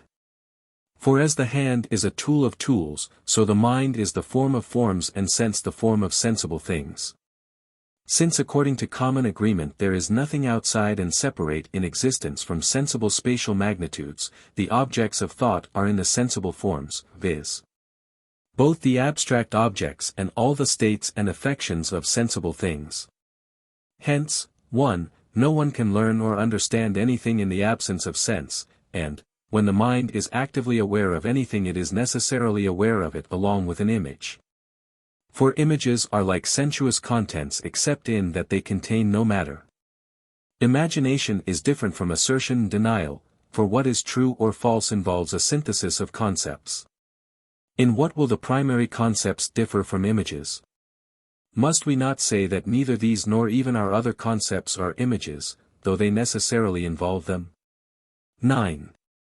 The soul of animals is characterized by two faculties, a. the faculty of discrimination which is the work of thought and sense, and, b. the faculty of originating local movement. Sense and mind we have now sufficiently examined. Let us next consider what it is in the soul which originates movement. Is it a single part of the soul separate either spatially or in definition? Or is it the soul as a whole? If it is a part, is that part different from those usually distinguished or already mentioned by us, or is it one of them? The problem at once presents itself, in what sense we are to speak of parts of the soul, or how many we should distinguish. For in a sense there is an infinity of parts. It is not enough to distinguish, with some thinkers, the calculative, the passionate, and the desiderative, or with others the rational and the irrational. For if we take the dividing lines followed by these thinkers we shall find parts far more distinctly separated from one another than these, namely those we have just mentioned, 1. The nutritive, which belongs both to plants and to all animals. And 2. The sensitive, which cannot easily be classed as either irrational or rational. Further, 3. The imaginative, which is, in its being, different from all, while it is very hard to say with which of the others it is the same or not the same, supposing we determine to posit separate parts in the soul. And lastly, 4. The appetitive, which would seem to be distinct both in definition and in power from all hitherto enumerated. It is absurd to break up the last-mentioned faculty, as these thinkers do, for wish is found in the calculative part and desire and passion in the irrational, and if the soul is tripartite, appetite will be found in all three parts. Turning our attention to the present object of discussion, let us ask what that is which originates local movement of the animal. The movement of growth and decay, being found in all living things, must be attributed to the faculty of reproduction and nutrition, which is common to all, inspiration and expiration, sleep and waking. We must consider later, these two present much difficulty. At present we must consider local movement, asking what it is that originates forward movement in the animal. That it is not the nutritive faculty is obvious, for this kind of movement is always for an end and is accompanied either by imagination or by appetite. For no animal moves except by compulsion unless it has an impulse towards or away from an object. Further, if it were the nutritive faculty, even plants would have been capable of originating such movement and would have possessed the organs necessary to carry it out. Similarly, it cannot be the sensitive faculty either. For there are many animals which have sensibility but remain fast and immovable throughout their lives. If then nature never makes anything without a purpose and never leaves out what is necessary, except in the case of mutilated or imperfect growths. And that here we have neither mutilation nor imperfection may be argued from the facts that such animals, a. can reproduce their species and, b. rise to completeness of nature and decay to an end, it follows that, had they been capable of originating forward movement, they would have possessed the organs necessary for that purpose. Further, neither can the calculative faculty or what is called mind be the cause of such movement. For mind as speculative never thinks what is practicable, it never says anything about an object to be avoided or pursued, while this movement is always in something which is avoiding or pursuing an object. No, not even when it is aware of such an object does it at once enjoin pursuit or avoidance of it, e.g. the mind often thinks of something terrifying or pleasant without enjoining the emotion of fear. It is the heart that is moved, or in the case of a pleasant object some other part. Further, even when the mind does command and thought bids us pursue or avoid something, sometimes no movement is produced. We act in accordance with desire, as in the case of moral weakness. And, generally, we observe that the possessor of medical knowledge is not necessarily healing, which shows that something else is required to produce action in accordance with knowledge, the knowledge alone is not the cause. Lastly, appetite too is incompetent to account fully for movement, for those who successfully resist temptation have appetite and desire and yet follow mind and refuse to enact that for which they have appetite. 10. These two at all events appear to be sources of movement, appetite and mind, if one may venture to regard imagination as a kind of thinking. For many men follow their imaginations contrary to knowledge, and in all animals other than man there is no thinking or calculation but only imagination. Both of these then are capable of originating local movement, mind and appetite. 1. Mind, that is, which calculates means to an end, i.e. mind practical, it differs from mind speculative in the character of its end. While, 2. Appetite is in every form of it relative to an end, for that which is the object of appetite is the stimulant of mind practical, and that which is last in the process of thinking is the beginning of the action. It follows that there is a justification for regarding these two as the sources of movement, i.e. appetite and practical thought. For the object of appetite starts a movement and as a result of that thought gives rise to movement, the object of appetite being it a source of stimulation.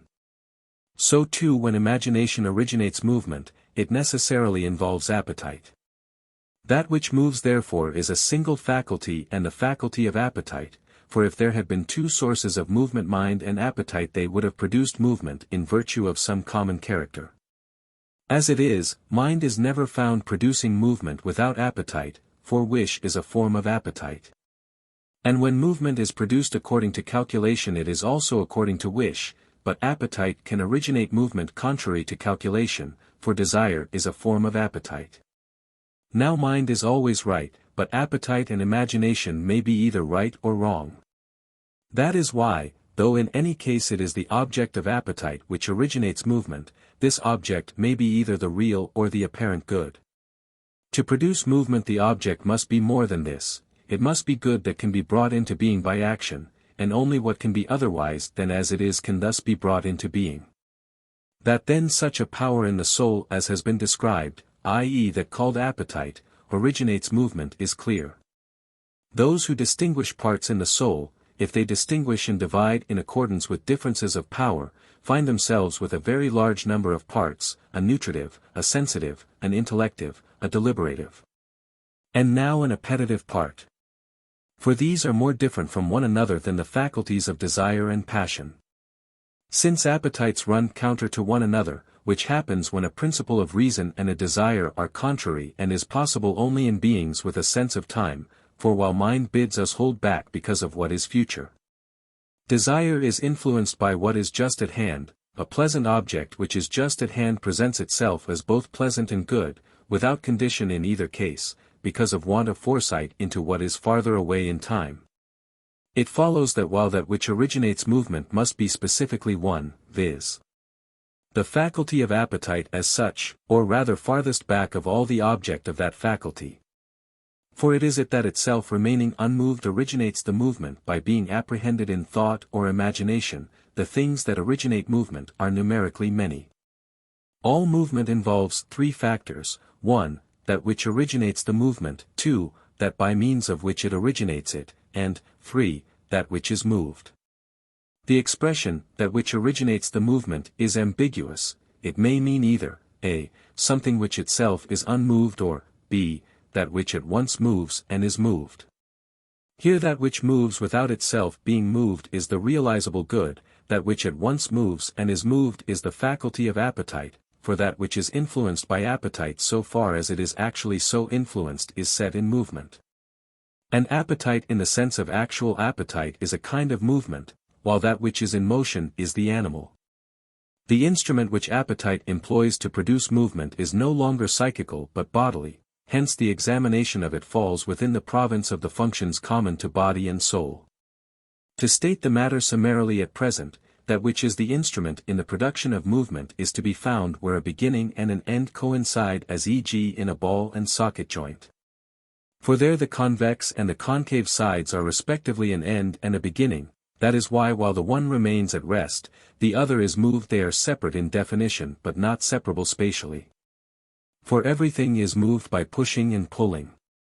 Hence, just as in the case of a wheel, so here there must be a point which remains at rest, and from that point the movement must originate. To sum up, then, and repeat what I have said, inasmuch as an animal is capable of appetite, it is capable of self-movement. It is not capable of appetite without possessing imagination, and all imagination is either 1, calculative, or 2, sensitive. In the latter and animals, and not only man, partake. 11. We must consider also in the case of imperfect animals, sc those which have no sense but touch, what it is that in them originates movement. Can they have imagination or not? Or desire? Clearly they have feelings of pleasure and pain, and if they have these they must have desire. But how can they have imagination? Must not we say that, as their movements are indefinite, they have imagination and desire, but indefinitely?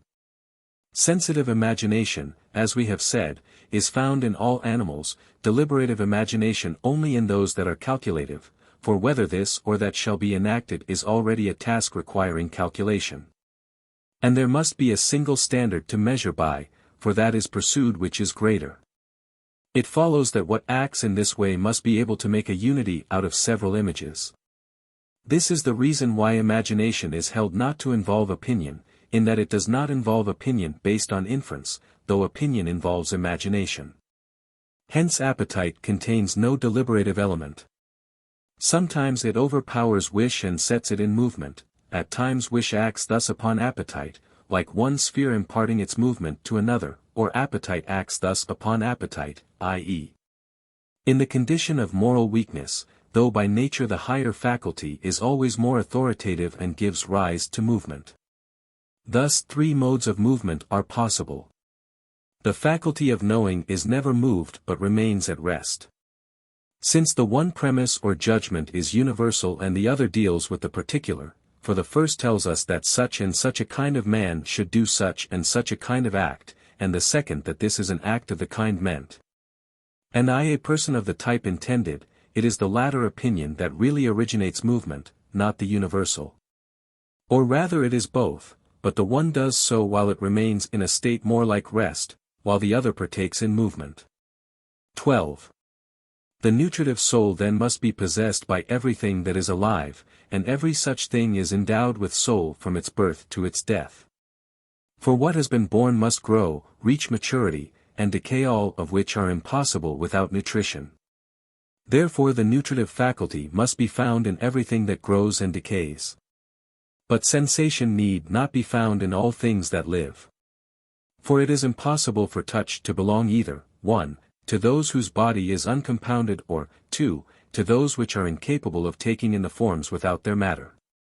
But animals must be endowed with sensation, since nature does nothing in vain. For all things that exist by nature are means to an end, or will be concomitants of means to an end. Every body capable of forward movement would, if unendowed with sensation, perish and fail to reach its end, which is the aim of nature. For how could it obtain nutriment? Stationary living things, it is true, have as their nutriment that from which they have arisen. But it is not possible that a body which is not stationary but produced by generation should have a soul and a discerning mind without also having sensation.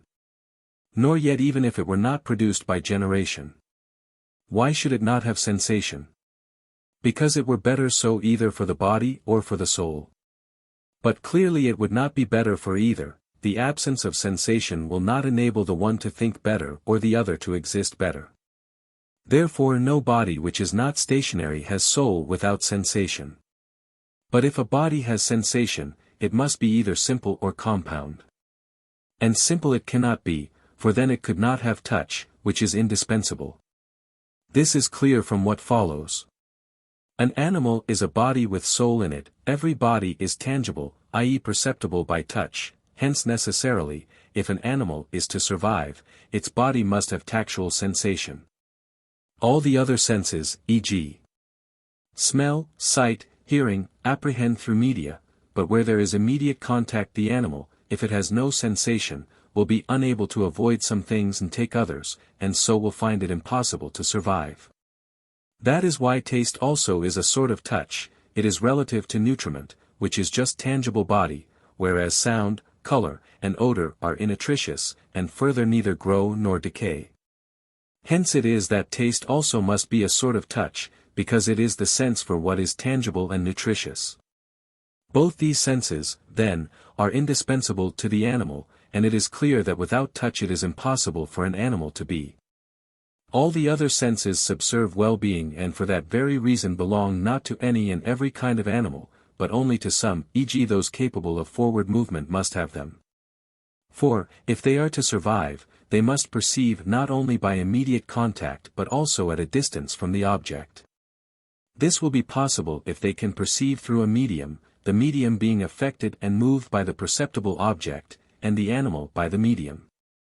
Just as that which produces local movement causes a change extending to a certain point, and that which gave an impulse causes another to produce a new impulse so that the movement traverses a medium, the first mover impelling without being impelled, the last moved being impelled without impelling, while the medium, or media, for there are many, is both, so is it also in the case of alteration, except that the agent produces it without the patient's changing its place. Thus if an object is dipped into wax, the movement goes on until submersion has taken place, and in stone it goes no distance at all. While in water the disturbance goes far beyond the object dipped, in air the disturbance is propagated farthest of all, the air acting and being acted upon, so long as it maintains an unbroken unity. That is why in the case of reflection it is better, instead of saying that the sight issues from the eye and is reflected, to say that the air, so long as it remains one, is affected by the shape and color. On a smooth surface the air possesses unity, hence it is that it in turn sets the sight in motion, just as if the impression on the wax were transmitted as far as the wax extends. 13. It is clear that the body of an animal cannot be simple, i.e. consist of one element such as fire or air. For without touch it is impossible to have any other sense, for every body that has soul in it must, as we have said, be capable of touch. All the other elements with the exception of earth can constitute organs of sense, but all of them bring about perception only through something else, viz. through the media. Touch takes place by direct contact with its objects, whence also its name. All the other organs of sense, no doubt, perceive by contact, only the contact is mediate, touch alone perceives by immediate contact. Consequently no animal body can consist of these other elements. Nor can it consist solely of earth. For touch is as it were a mean between all tangible qualities, and its organ is capable of receiving not only all the specific qualities which characterize earth, but also the hot and the cold and all other tangible qualities whatsoever. That is why we have no sensation by means of bones, hair, and because they consist of earth. So too plants, because they consist of earth, have no sensation. Without touch there can be no other sense, and the organ of touch cannot consist of earth or of any other single element. It is evident, therefore, that the loss of this one sense alone must bring about the death of an animal. For as on the one hand nothing which is not an animal can have this sense, so on the other it is the only one which is indispensably necessary to what is an animal. This explains, further, the following difference between the other senses and touch. In the case of all the others excess of intensity in the qualities which they apprehend, i.e. excess of intensity in color, sound, and smell, destroys not the but only the organs of the sense, except incidentally, as when the sound is accompanied by an impact or shock. Or where through the objects of sight or of smell certain other things are set in motion, which destroy by contact. Flavor also destroys only in so far as it is at the same time tangible. But excess of intensity in tangible qualities, e.g. heat, cold, or hardness, destroys the animal itself. As in the case of every sensible quality excess destroys the organ, so here what is tangible destroys touch, which is the essential mark of life, for it has been shown that without touch it is impossible for an animal to be. That is why excess in intensity of tangible qualities destroys not merely the organ, but the animal itself, because this is the only sense which it must have. All the other senses are necessary to animals, as we have said, not for their being, but for their well-being. Such, e.g. is sight, which, since it lives in air or water, or generally in what is pellucid, it must have in order to see, and taste because of what is pleasant or painful to it. In order that it may perceive these qualities in its nutriment and so may desire to be set in motion, and hearing that it may have communication made to it, and a tongue that it may communicate with its fellows.